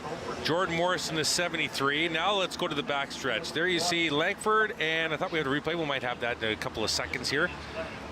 So Joe Cox had a great start there, but now he's going to be under pressure from Nathan Rhea, who's going to start in second, and Rhea has looked like a bullet.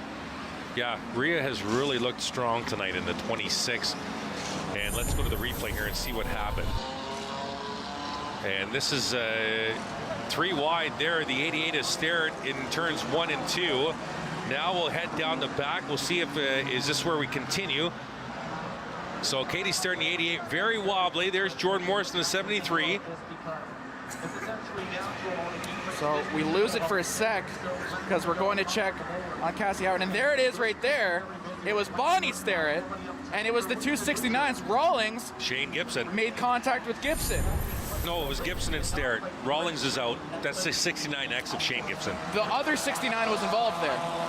The other 69 was on the outside, which also made contact. Oh, the 69 didn't even start the race, I thought he was done after the heat race, wasn't he? Unless no, he's out there. You're right, Joey. Yep. I was almost certain I saw the 269s in that replay. We saw Rawlings go into the pits the heat race and not return. Exactly. I saw the 69X and the Starrett machine there involved in turns 3. I did not see the Lloyd there, so good call. Mitch Rawlings.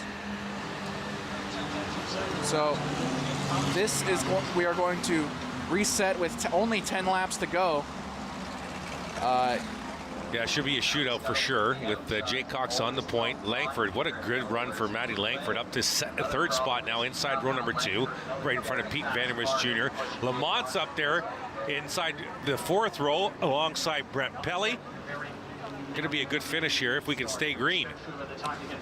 Anyone in that top 10 could conceivably take this. There's a lot of quick cars out there. Pace car pits, and here we go. Great start from Rhea. Great start from Rhea. 3 wide, a few rows back into turn 1.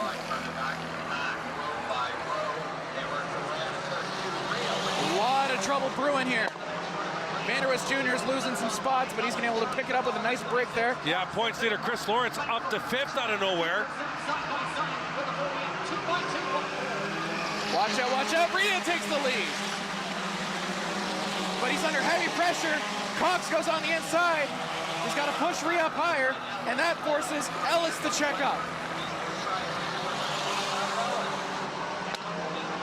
The top 7 all look real racing. Oh, contact at turn 3, and Jordan Morris is involved again. 2 cars into the high wall there. Caution on the Speedway. Jordan Morris, I can't get the number on the other machine. Is it the 07? I don't think so. And they're both rolling again. That might be the 07. It's definitely the 73 of Jordan Morris. He's going to stay on the Speedway. The other vehicle is the 07. Scotty Dixon. Jordan Morris went 3 wide, trying to fight his way back to the front of this field after an early incident and being in 2nd spot. Went 3 wide down the back. And it looked like Morris kind of went up the track going into turn 3, and Morris hooked them, or they got hooked, and both went up into the outside wall.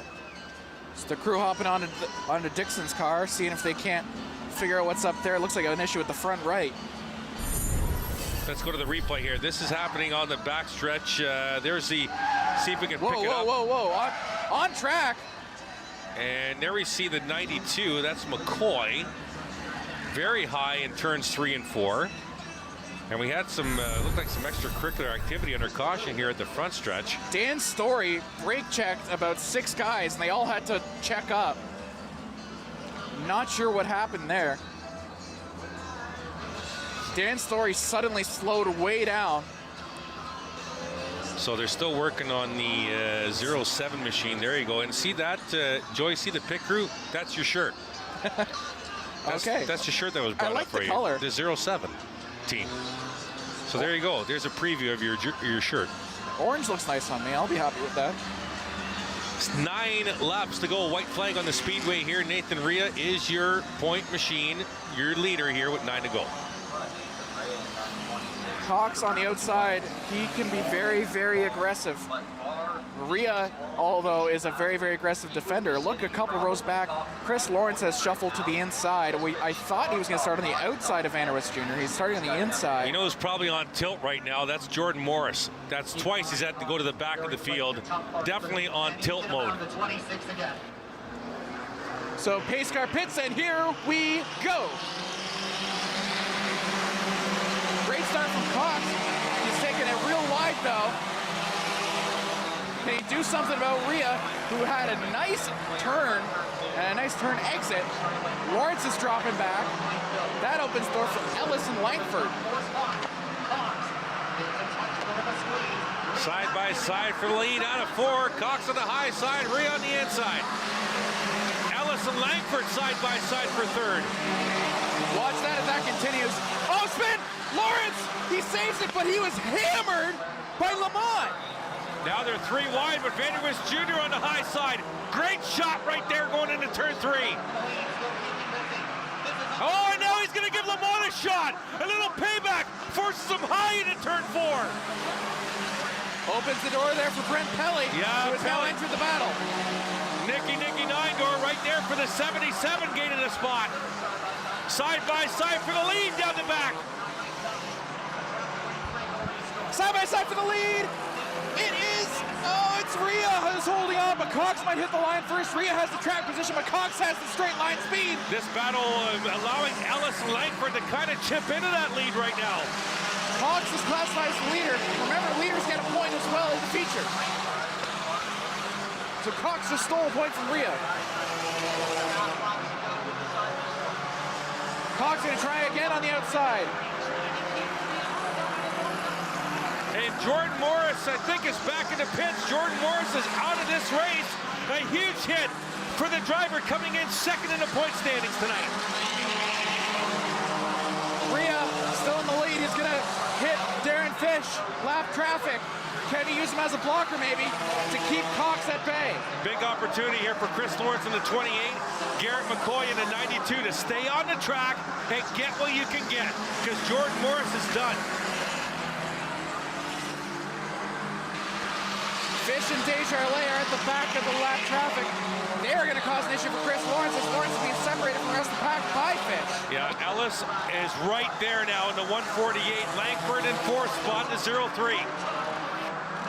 Put a blanket on the top 3, but Rhea is going to try and pull away. This could be trouble. Cox going on the inside. Crossover by Ellis, down the back, looking at the inside of the 0-0. The goose eggs, double goose eggs in 2nd on the high side. Connor Ellis in the 148, trying to get there. Rhea looking at his chops, he's able to extend his lead, but only slightly, as Cox stays right with him, and here comes Cox on the outside.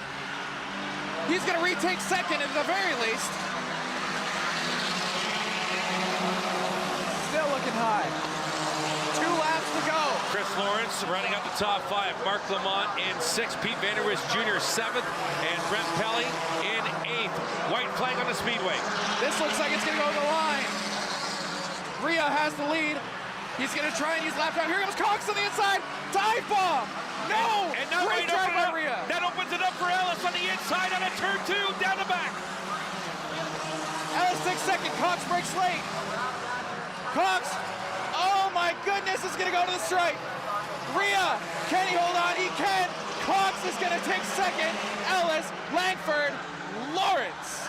That is your top 5. The top 4 under a blanket, 0.79 interval between the top 4 drivers at the finish. What a race. What a finish. And there's Nathan Rhea with a fantastic drive, and he'll take the win.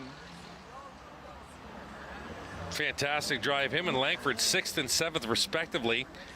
Coming into tonight, Sean Fusil way back, so they're going to gain points on him. Craig Cole was involved in an incident. He came into the night 4th. Obviously, Jordan Morris out of the race very big playoff, a very big point implication this evening, and great advantage taken by Nathan Rhea, Matt Langford, even the points leader Chris Lawrence, and even the Garrett McCoy machine racing for Jordan Wilms tonight, coming into tonight third in the points.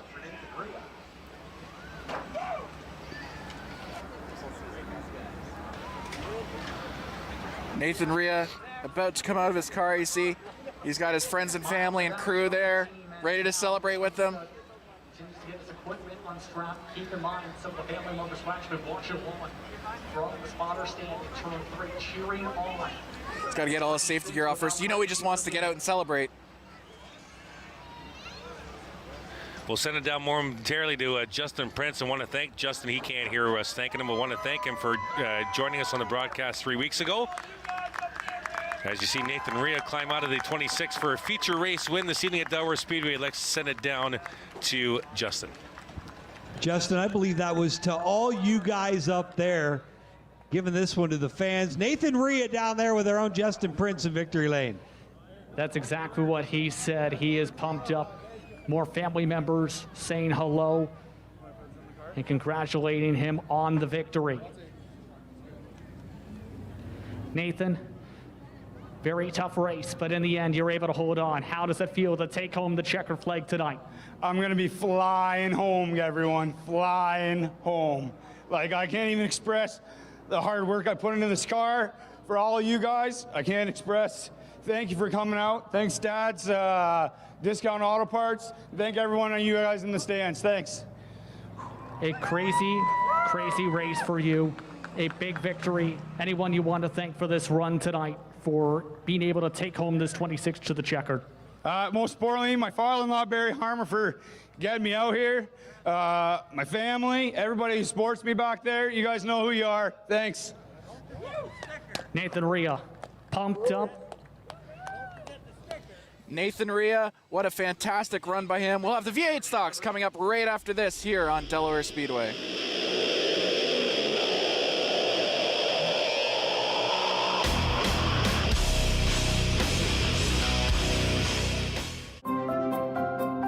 For more information about the vaccine and eligibility, visit healthunit.com. To book an appointment, call the number on your screen or book online at covidvaccinelm.ca.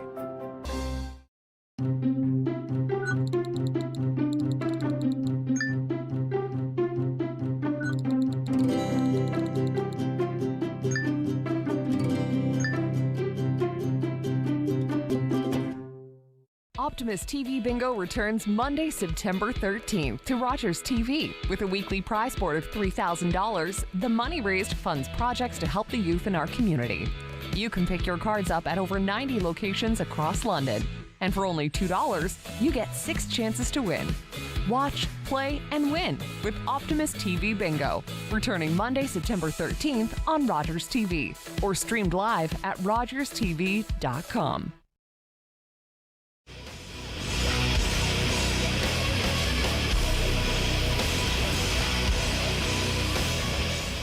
Welcome back here to Rogers TV here at Delaware Speedway. I'm Langdon and Chris Soares is next to me.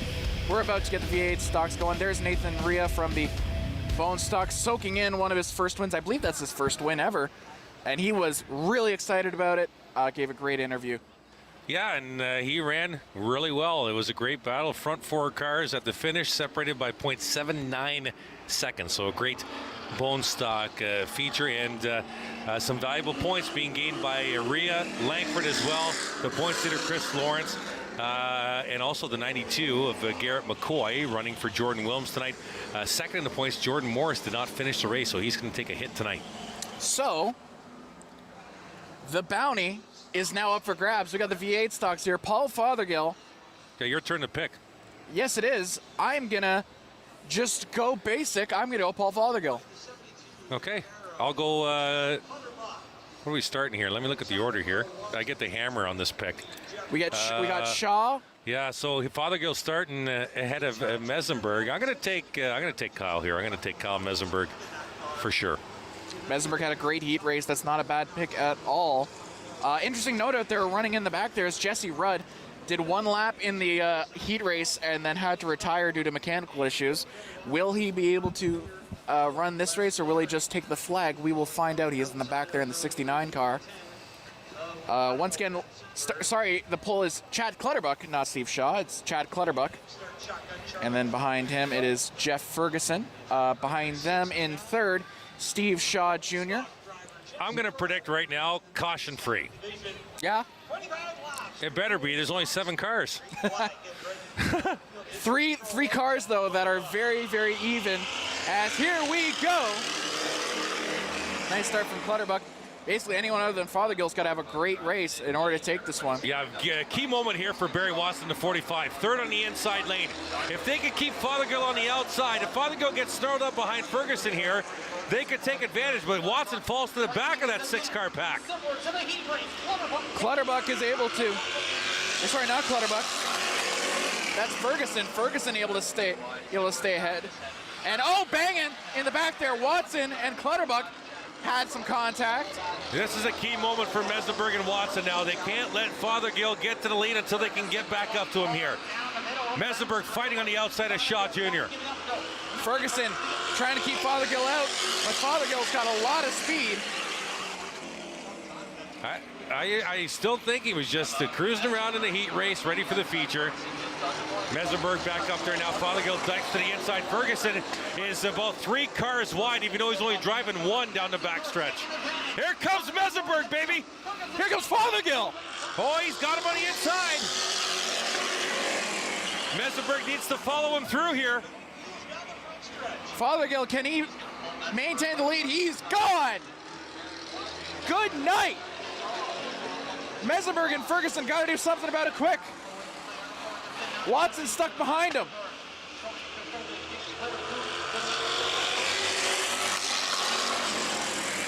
The main pack catching up to Jesse Rudd, who is the last car on the lead lap.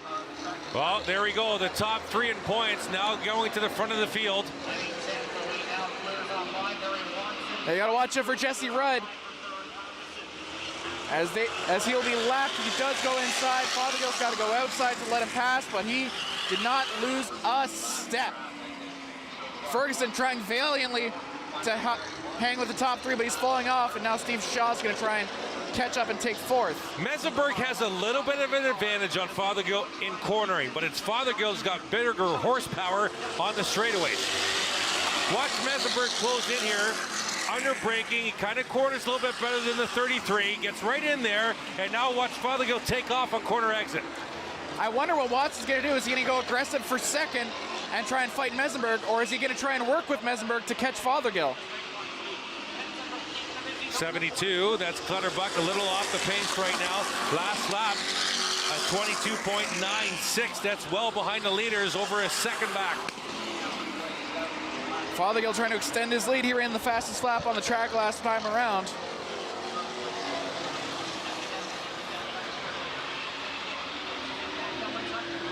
Yeah, right now Mesenberg with the fastest lap in the entire race is a 21.53. And now it's a 21.42 for the leader Fothergill, so he bettered that.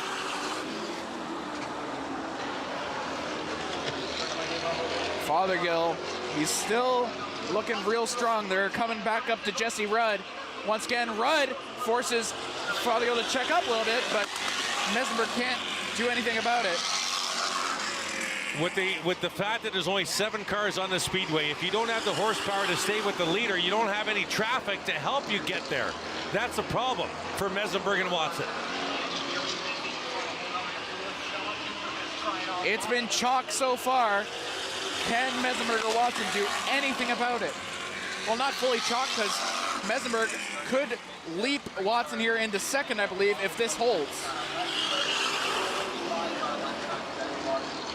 No, they're still separated by 12 points, Joey, right now, unofficially after the heat race, Watson and Mesenberg. But he's still going to want to finish ahead of Watson. If the goal is second. If he can get to the point and Watson stays in third, it'll be a lot closer, that's for sure. Top 3 pretty evenly separated right now. Battle for 4th is the only battle right now on the speedway. Ferguson and Shaw Jr. pretty chalked so far. Jesse Rudd having an awful time getting some speed in that car. It's had some troubles the entire way through. And he's going to be lapped once again by Fothergill. Mesenberg kind of closer to the leader now than he is to third place Barry Watson. And Jesse Rudd's actually going to pull into the pit lane. It looks like his night might be done. I don't think there's any repairs he can make within 12 laps to get back out here. 6.686 was the interval between Fothergill and Mesenberg last time by. We'll check it out this time by. It looks a little closer. Looking to better, 0.686. Watson's definitely falling back from the top. It's half a second. 0.513 now. Mesenberg's trying to make a charge at the leader. 11 laps to go. If he's going to do it, he's got to do it soon. He can't give Fothergill time to get away. Fothergill's still holding that lead. Mesenberg trying to chip away at it. It's not a very big track. You can only do so much in a lap. Fothergill gained 3/100ths of a second last lap. Mesenberg trying to hang in there. Battle for fourth right now. Yeah, Ferguson holding off Shaw. Fothergill maintaining his lead. Another 100th of a second faster than Fothergill last time by. As they're actually starting to catch the last guy on the lead lap, which is Chad Clutterbuck. There you see the battle for fourth down the back. Ferguson in the 23, Shaw Jr. in the 96. That's a battle for fourth. 8 laps to go. Oh, and loose with Shaw Jr. out of turn 4 there as he tried to get to the inside of the Ferguson machine. Still some intrigue left to go in this one. 8 laps to go, going to be 7 at the stripe. Shaw Jr., great corner exit at turn 2, tries to get a nose inside of the 23 machine, but Ferguson will close the door. Now Ferguson goes a little high. Shaw Jr. trying to get back to the inside. That's the only battle on the Speedway at this moment. What Mesenberg would really like, and especially Watson would really like, is for those two to battle and cause a caution, because Fothergill is pulling away. 0.794 the interval last time by. Fothergill just turned his fastest lap at 21.423. 6 laps to go. Now Fothergill on the back end of Clutterbuck. We'll see what Clutterbuck does. He'll go to the inside groove. This might slow the leader up a little bit. Fothergill tries to squeeze in there.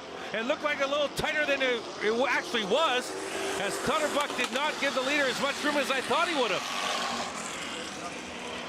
And you would have thought that would open the door for Mesenberg, but Mesenberg was stuck behind Clutterbuck as well, and now Watson is stuck behind Clutterbuck. So actually, that benefited Fothergill because he opens a lot more of a lead.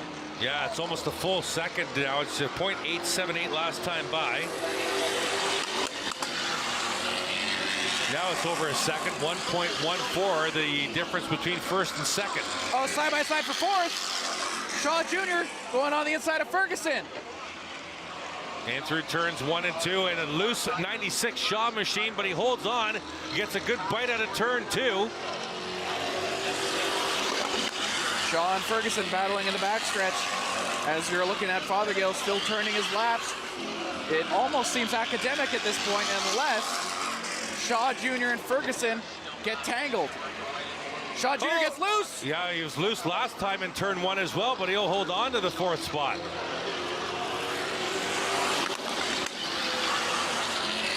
Fothergill still pulling away from Mesenberg. 2 laps to go, and the bounty still in play for the 33. If he wins the last 5 feature races of the year, he'll get $250. If someone can beat him in the last 5 just once, they'll get that money. Last lap, Fothergill still pulling away, and it looks academic at this point, doesn't it? Fothergill, Mesenberg, and Watson putting some distance between them. Clutterbuck sees the checkered. And here comes Paul Fothergill, a coronation once again. What a fantastic season, one of the most dominant we've ever seen at Delaware Speedway. Paul Fothergill wins the V8 feature. Mesenberg in second, Watson in third, and it will be Shaw Jr. finishing fourth, and Ferguson finishing fifth. Clutterbuck, a lap down, is going to see the checkered flag. when they do the Victory Lane ceremony, they should just start a tape recorder, because of all the times he's won feature races. Next time he wins, just play the tape. We got a lot of Paul Fothergill fans in the YouTube right now, and they will be very happy to see Fothergill's interview once again. Or maybe not tape, it is 2021. How about an MP3 or a phone recorder app? There's an app for that, I believe. My favorite Spotify mixtape is just all of Paul Fothergill's victory speeches. He's winning so much, maybe if he keeps winning, you might get little boo birds out there like Jeff Gordon used to do back in the day when he was running all those Winston Cup races. As there's Paul Fothergill once again. It's becoming a tradition. And we'll momentarily send it down to track announcer Jordan Maudsley with the 33 of Paul Fothergill.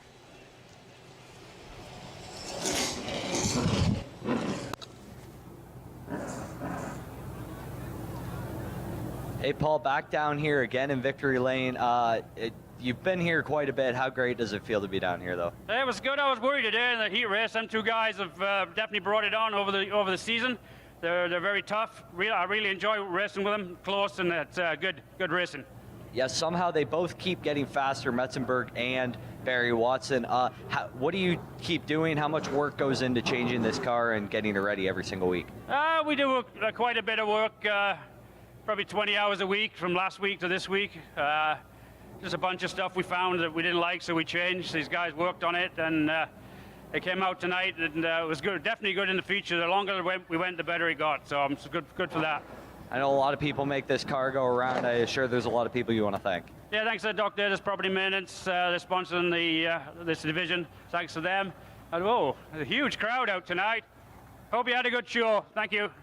That was Paul Fothergill, the cerebral assassin, down here in the black 33. Again, another win for Paul Fothergill. We'll have the feature race tonight, the late models, coming up right after this.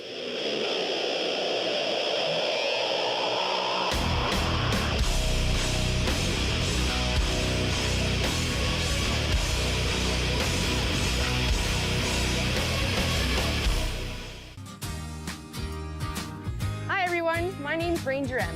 I love to knowledge share, and that's just what I'm going to do with you. So come on, let's go learn with Ranger M.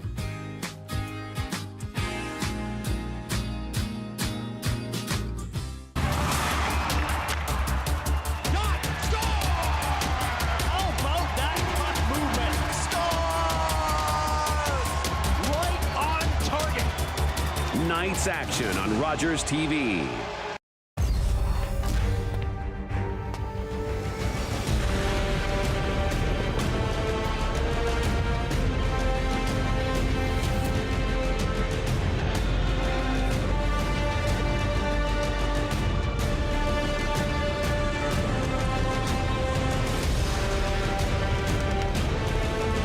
The movies we love and the stories behind them.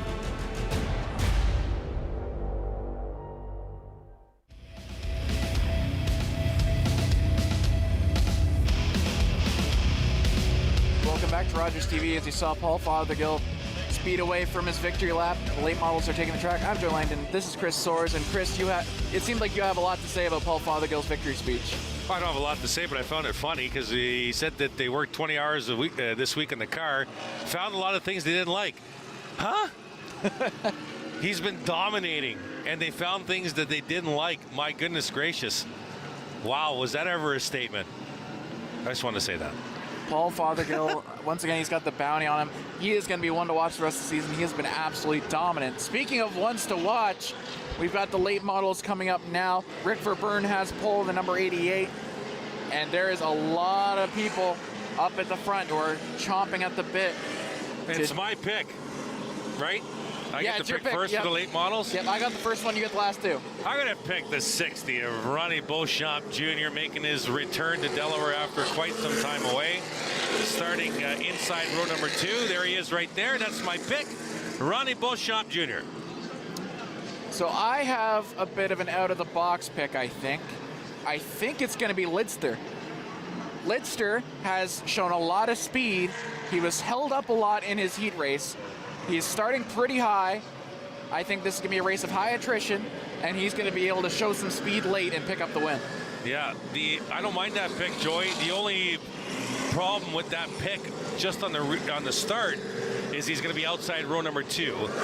So he needs to get into position, maybe get to a single file as fast as he can, because if you're nose to tail on the inside around Delaware Speedway, you're going to go back on the outside. But that's not a bad pick. Another one to watch is Darrell Lake, who looked like a rocket in his heat race, and then as soon as he was out front, he parked it, and was great defense the rest of the way. Kept everyone up and took the win with some great defensive driving. 35 laps, the late models here at Delaware Speedway on a Friday night. They're going in, it looks like they're going to do at least one more lap under yellow. It's a smaller field, yes, but basically anyone on the track could win this. There's a lot of real fast cars out here. The only car that we really saw off the pace earlier was Wayne Keeling's car. Even then, he's a longtime veteran. He can get some speed into that car if he wants to. So, as mentioned, it's going to be the 88 of Rick Verburn, who is going to be on pole. Jay Dewar, the 43, is in second. The 60 of Ronnie Beauchamp in third. What's going on? Oh no, the normal flagman, Scotty Mackey, is up here in the booth here, the technical booth. He's not down in his stand. He's right behind you. He is right behind us. We're live on TV, Scotty, if you want to come on TV. He had some other commitments, and that's why he's not in the flag stand tonight as we get set for green. Pace car pits, and here we go. Oh, a really nice start for Dewar. Dewar, can he cross over early? No, Verburn with a nice move there. Your pick, Beauchamp, looks real fast. Beauchamp looking to get out there in a hurry. It's Beauchamp. And it's Verburn. Verburn looking to pull away. Oh, a little shot there. Beauchamp and Lake had some contact. The outside lane stacking up behind the, it wasn't the 11 of Lidster. It was the 43. We got spin.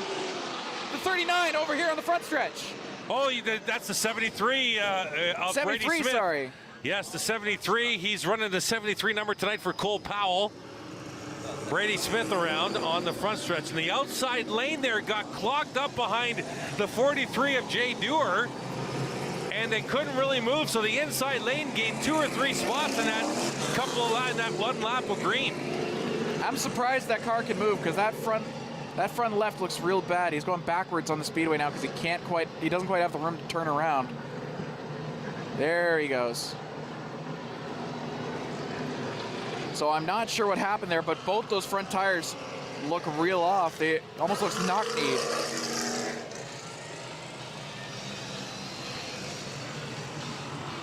So we'll take a look, see if we have that. If not, if anything with those tires, they'd just be flat spotted. The 4 tires fully inflated, looks like, and they do run some camber on the right front of these late models to try and corner a little better. He's trying to get some temperature back in the tires, see if it can turn as well as he'd like. Looks like he's happy with it. He's going to rejoin at the back. Ronnie Beauchamp Jr. gaining the spot in that one lap. He'll start outside of row number 1 alongside Rick Verburn. Darrell Lake in 3rd spot. Jake Sheridan in 4th. Watch for Lake and Beauchamp. They had some contact on the front stretch, and both of them were able to survive it. Now, do either of them hold ill will? We'll have to see. We saw in the bone stock race there was a couple cars banging into each other a couple of times, so not insane to think that we might see that here. The key for Brady's running the 73 for Cole tonight, because Cole's ill. He's second in points coming into tonight at 10 back of Matt Robley. The key for Brady is to get as many spots as you can, but as careful as you can. He's going to be able to pass some cars, but he needs to gain some spots, get as many points as he possibly can for the 73 team. The scoreboard has no laps listed completed. I believe there has been one completed. Yeah, it has to be because they're leaving Beauchamp in the second spot. He actually started third. If they were going to a complete restart, then he'd be back in that third spot. And Jay Dewar would be up in the second spot, and Dewar fell back to a fifth. He got a little off the pace on the outside row and clogged up that whole outside row in that one lap of green. So we are yet to see here, and the scoreboard's actually getting completely reset, so it might have just been a literal issue with the scoreboard. They're going to get the double up sign here. And once again, Beauchamp, your pick. He looks like a rocket so far. This could be real nice for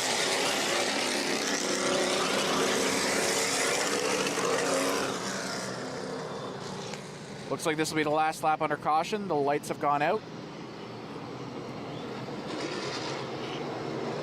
So this will be a very interesting start. Where will Beauchamp be? Where will Lake be?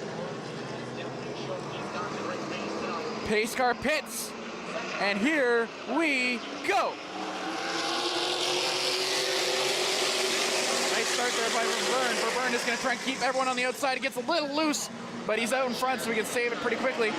And Beauchamp's falling off. Lake is going to get ahead, and so is Sheridan. He's on the outside row, Joey. They need to get down to the bottom. Sheridan looks like a rocket right now. He's up to second. Beauchamp stuck behind Lake, and there's Litzter. Litzter's going to try and make a play here on Beauchamp. Litzter looks real quick. We're on the inside now. Sheridan right on the back. Sheridan looks like he's taking the lead. Does he have the straightaway speed? Yes, he does. Now let's see how he turns here. He's got Verburn and Lake all over him. Out of turn 4, you complete another lap. Sheridan out front. Verburn, Lake, Beauchamp Jr. It's Litzter. That is your top 5 right there. Up the Delaware Hill in turn 2, down the back. Gonna be real tight here. Everyone up front, no one's really sprinted away yet. Everyone's on the lead lap still. It is a capital R race right now. Points leader Matt Robley up to 9th spot, trying to find his way to the front. Lake going up on the inside, looking for second spot here. Verburn defends, and quite nicely, I might add. Here's the key moment of this race, the first key moment of the race. Darrell Lake looks a little faster than Verburn. The longer he stays behind the 88, the better the chance for Sheridan to go off to the races. Lake's been known, especially in recent weeks, to be very aggressive, so he's not going to wait around. He's going to try and get ahead of Verburn as soon as possible. Beauchamp looking a little slower than earlier, but now has a great chance to chase Lake, and he does right here. Out of turn 4 to take another lap. 27 to go now. Jaden Chapman trying to enter the conversation in the top 5. Oh, contact with Litzter. Litzter having some trouble. He's going to be passed by Chapman, Morneau, and maybe even Schrank.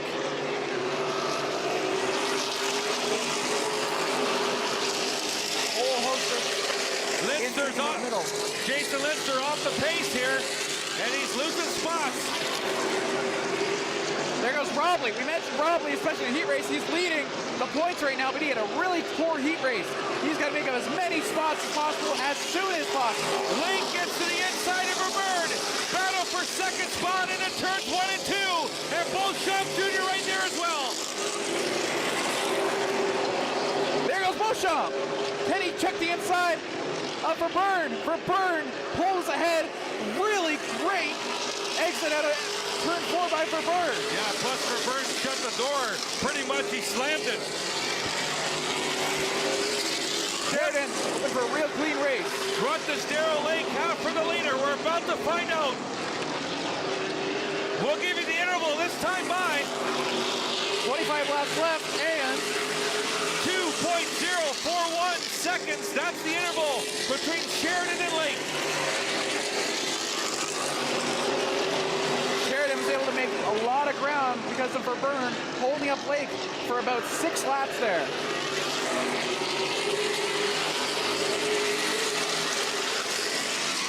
Lake cut about 4/100ths of a second off the lead there, but that's not going to be enough.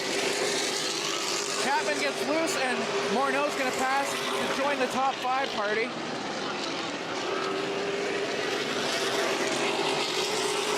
And Chapman recovers, and he's actually going to hold on to his spot, but on the outside, Morneau has the track position. Lake is chipping away. It's under 2 seconds now, 1.93. And you know what? Verburn is staying with Lake. You'd think because of how much of a pace advantage Lake had when he was behind Verburn would have fallen off, but no, Verburn's right with him. Oh, a little bit of contact at turn 1, Schrank on the inside. There you see Morneau in the 0-3. That's your 4th place car in the battle for 5th right behind him. And good news for Lake is Sheridan is about to hit lap traffic. Sheridan is about to be stuck by Wayne Keeling. There's Schrank in the 22 on the inside of Chapman in the 13, gets the spot. Oh, contact! Oh, Lake, he got bumped by Verburn.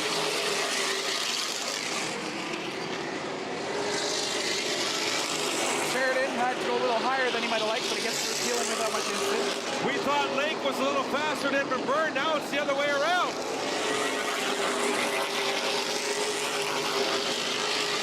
Beauchamp is off the pace of the 2, but he's not that far away. He can maybe pick up some ground here as Lake and Verburn have to navigate Keeling. The worst spot to hit lap traffic is out of turn 4.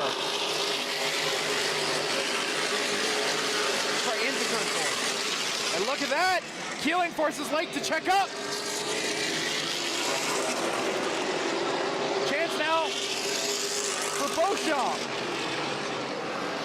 But Beauchamp, as mentioned, the worst place to hit lap traffic is going out of turn 3 into turn 4. And that's good news for Jake Sheridan, who has opened up about a half, maybe even 3/4 of a straightaway lead on everyone else. Yeah, Matt Robley marred back in traffic, having trouble getting by Chapman. That's okay when you compare Robley to Brady Smith running the Cole Powell number. But 3rd in points is the leader, who's way ahead of Robley right now. Sheridan about to hit more lap traffic, but hit Peyton Jacobs. Both the Jacobs running back-to-back in 12 and 13. The leader is about to catch up to 12 and 13. Chapman and now Robley get past Connor Priticle for position. 12 laps to go. There you see the points leader. That's Matt Robley. Just got by the 19 of Priticle in tow to the 13 of Chapman. Lake now suddenly doesn't have as much of an advantage over Beauchamp as he once did. Oh! That was Verburn who got a little loose. Opens the door for Beauchamp, but shutting the door again is Verburn. Yeah, Beauchamp Jr. right there on Verburn. Gets to the inside of the 88, down the back. This is for 3rd. Beauchamp can get through yes again, and do you know who else can? Morneau Jr. following through. Verburn might have lost his tires, Joey. The tires might be going away on the 88. And Verburn's dropping like a bad habit right now. Good news for Beauchamp. He's free to chase Lake. Not so great news for Lake, as he has nowhere near 9 laps to go. The interval is 3.56 seconds between Sheridan and Lake. Sheridan is praying for a clean race the rest of the way, and he just might get it. Not a ton of battles right now. Morneau Jr. on Beauchamp is about the only one. Very polite race right now. Everyone's single file line, social distance. Not a lot of battles, and that's exactly what Sheridan wants. There you see Sheridan out of turn 4 to complete another lap. 7 laps to go here. Pro late model final for tonight. And We thought it was going to be Beauchamp chasing Lake. It's Morneau Jr. chasing Beauchamp. There you see on your screen, Morneau Jr. made up a lot of ground over the last couple of laps. And now he's tracking down Beauchamp. And he has Verburn to thank as Verburn opened up that hole for him.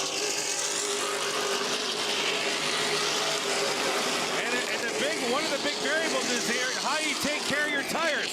I think Rick Verburn kind of burned his tires out too early, too fast, and now he's lost quite a few spots. If you can manage your tires for a late run, you might have a good chance. 5 laps to go. Sheridan has looked positively dominant, but a late caution could change all of that. Verburn will lose another spot to Chapman. Here comes Robley trying to gain a very important spot here.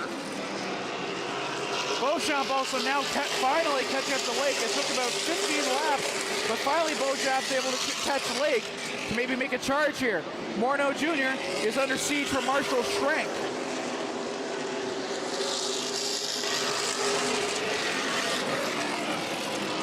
Sheridan. There's the points.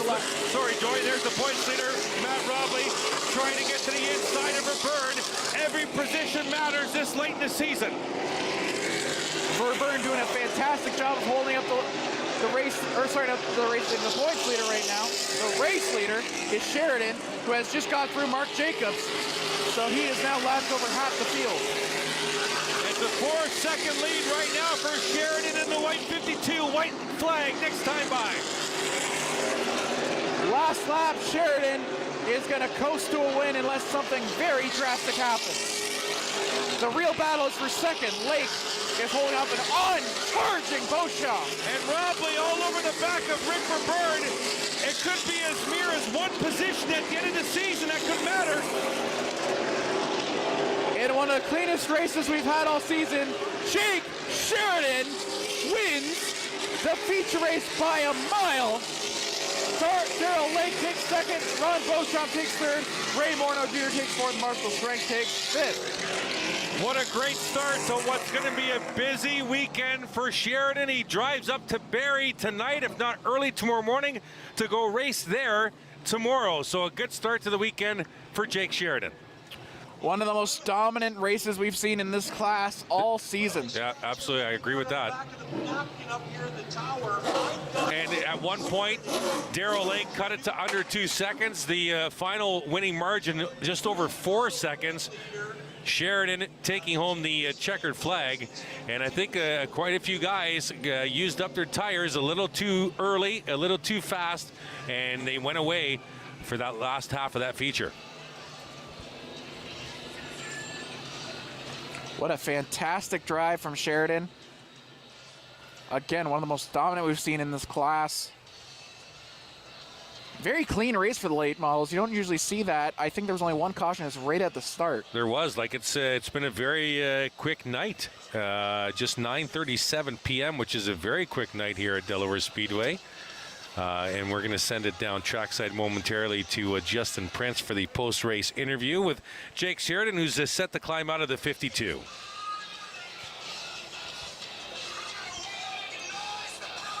Picking the bucket off, goes on top of the roof there as Jake gets set to get out of the car, and the fans awaiting his arrival.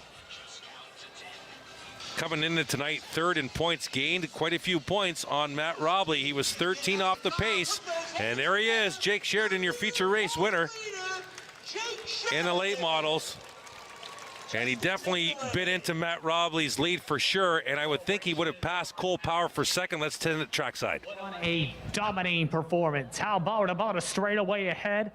Unofficially, you're the points leader as a result of this dominant performance. How are you feeling? That's pretty awesome to hear after the week we had last week, man. It was a really bad deal. I feel really bad for everybody involved.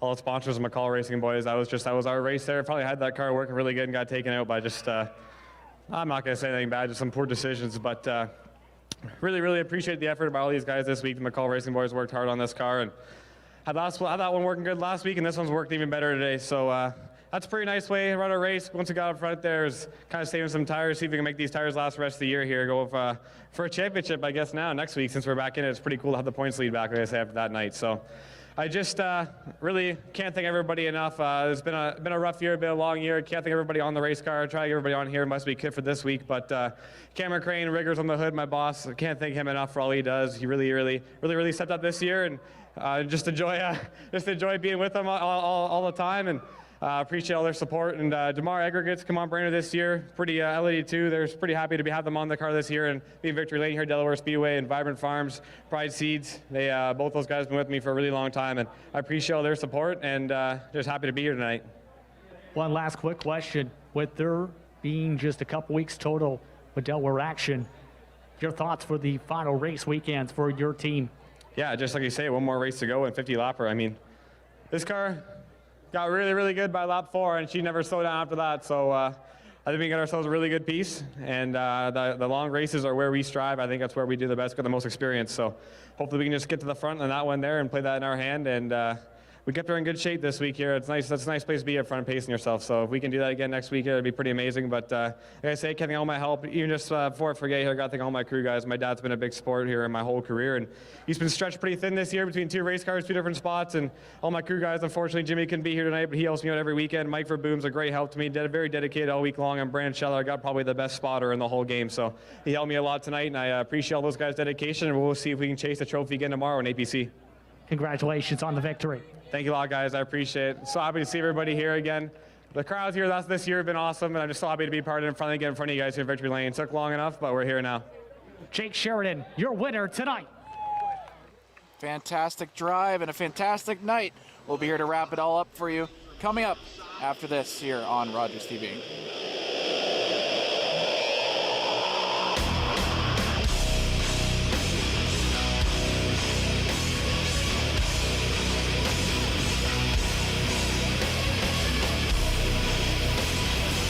When an impaired driver killed my brother DJ, my life changed forever. Life has changed for all of us during the pandemic, and many people are turning to alcohol and drugs to cope. Even though most of us are staying home more, police across Ontario are seeing an alarming increase in impaired driving and the horrible devastation that goes with it. Now, more than ever, we need your commitment to never drive impaired and to encourage all of your family and friends to do the same. Together, we can save lives. This federal election, Canadians want to know what's next for Canada. For Rogers TV, the focus is on local candidates addressing local issues. Get to know the candidates running in your riding with Rogers TV's coverage of the local campaign. And on election night, find out what's next with Election 21, the local results. Visit rogerstv.com for local coverage details.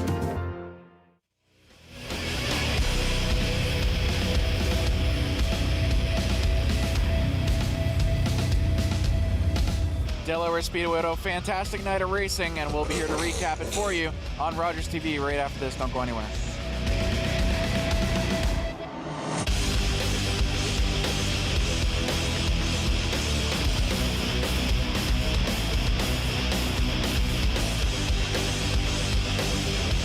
Monday. That's that balancing, I think, that the sandwich generation finds themselves in. Lisa Jaworski talks to the people who have lived experience, being in a variety of caregiving roles. Learning for love, lessons for life on Rogers TV. Hi everyone, my name is Dr. Mario Elia, and I'm the host of a new show here on Rogers TV that we're calling Keeping London Healthy with Dr. Mario. So tune in Wednesdays at 6:30 p.m. and we'll see you then.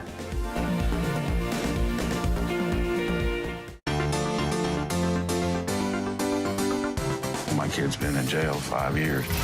The American student. My daughter's innocent. There's a new lead. She's my little girl. I'm not gonna give up. You're a stranger here. You're innocent. We gotta keep fighting. Dad, please. You just have to trust me.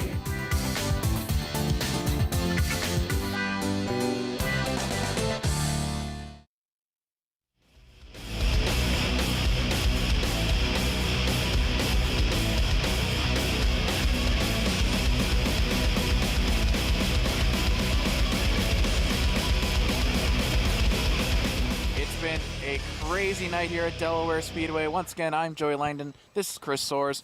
And as you see, some of the support staff filing back into the pit lane. You see the entire crews there getting ready to go, and some of the fans. Yeah, this is the time when the fans can go inside the pits and visit with their favorite driver and crew members. It's a good part for the fans here post-race. Some of those drivers might not be in a great mood going to meet some fans, but they still will anyway because they're great sports. This has been a very interesting night of racing.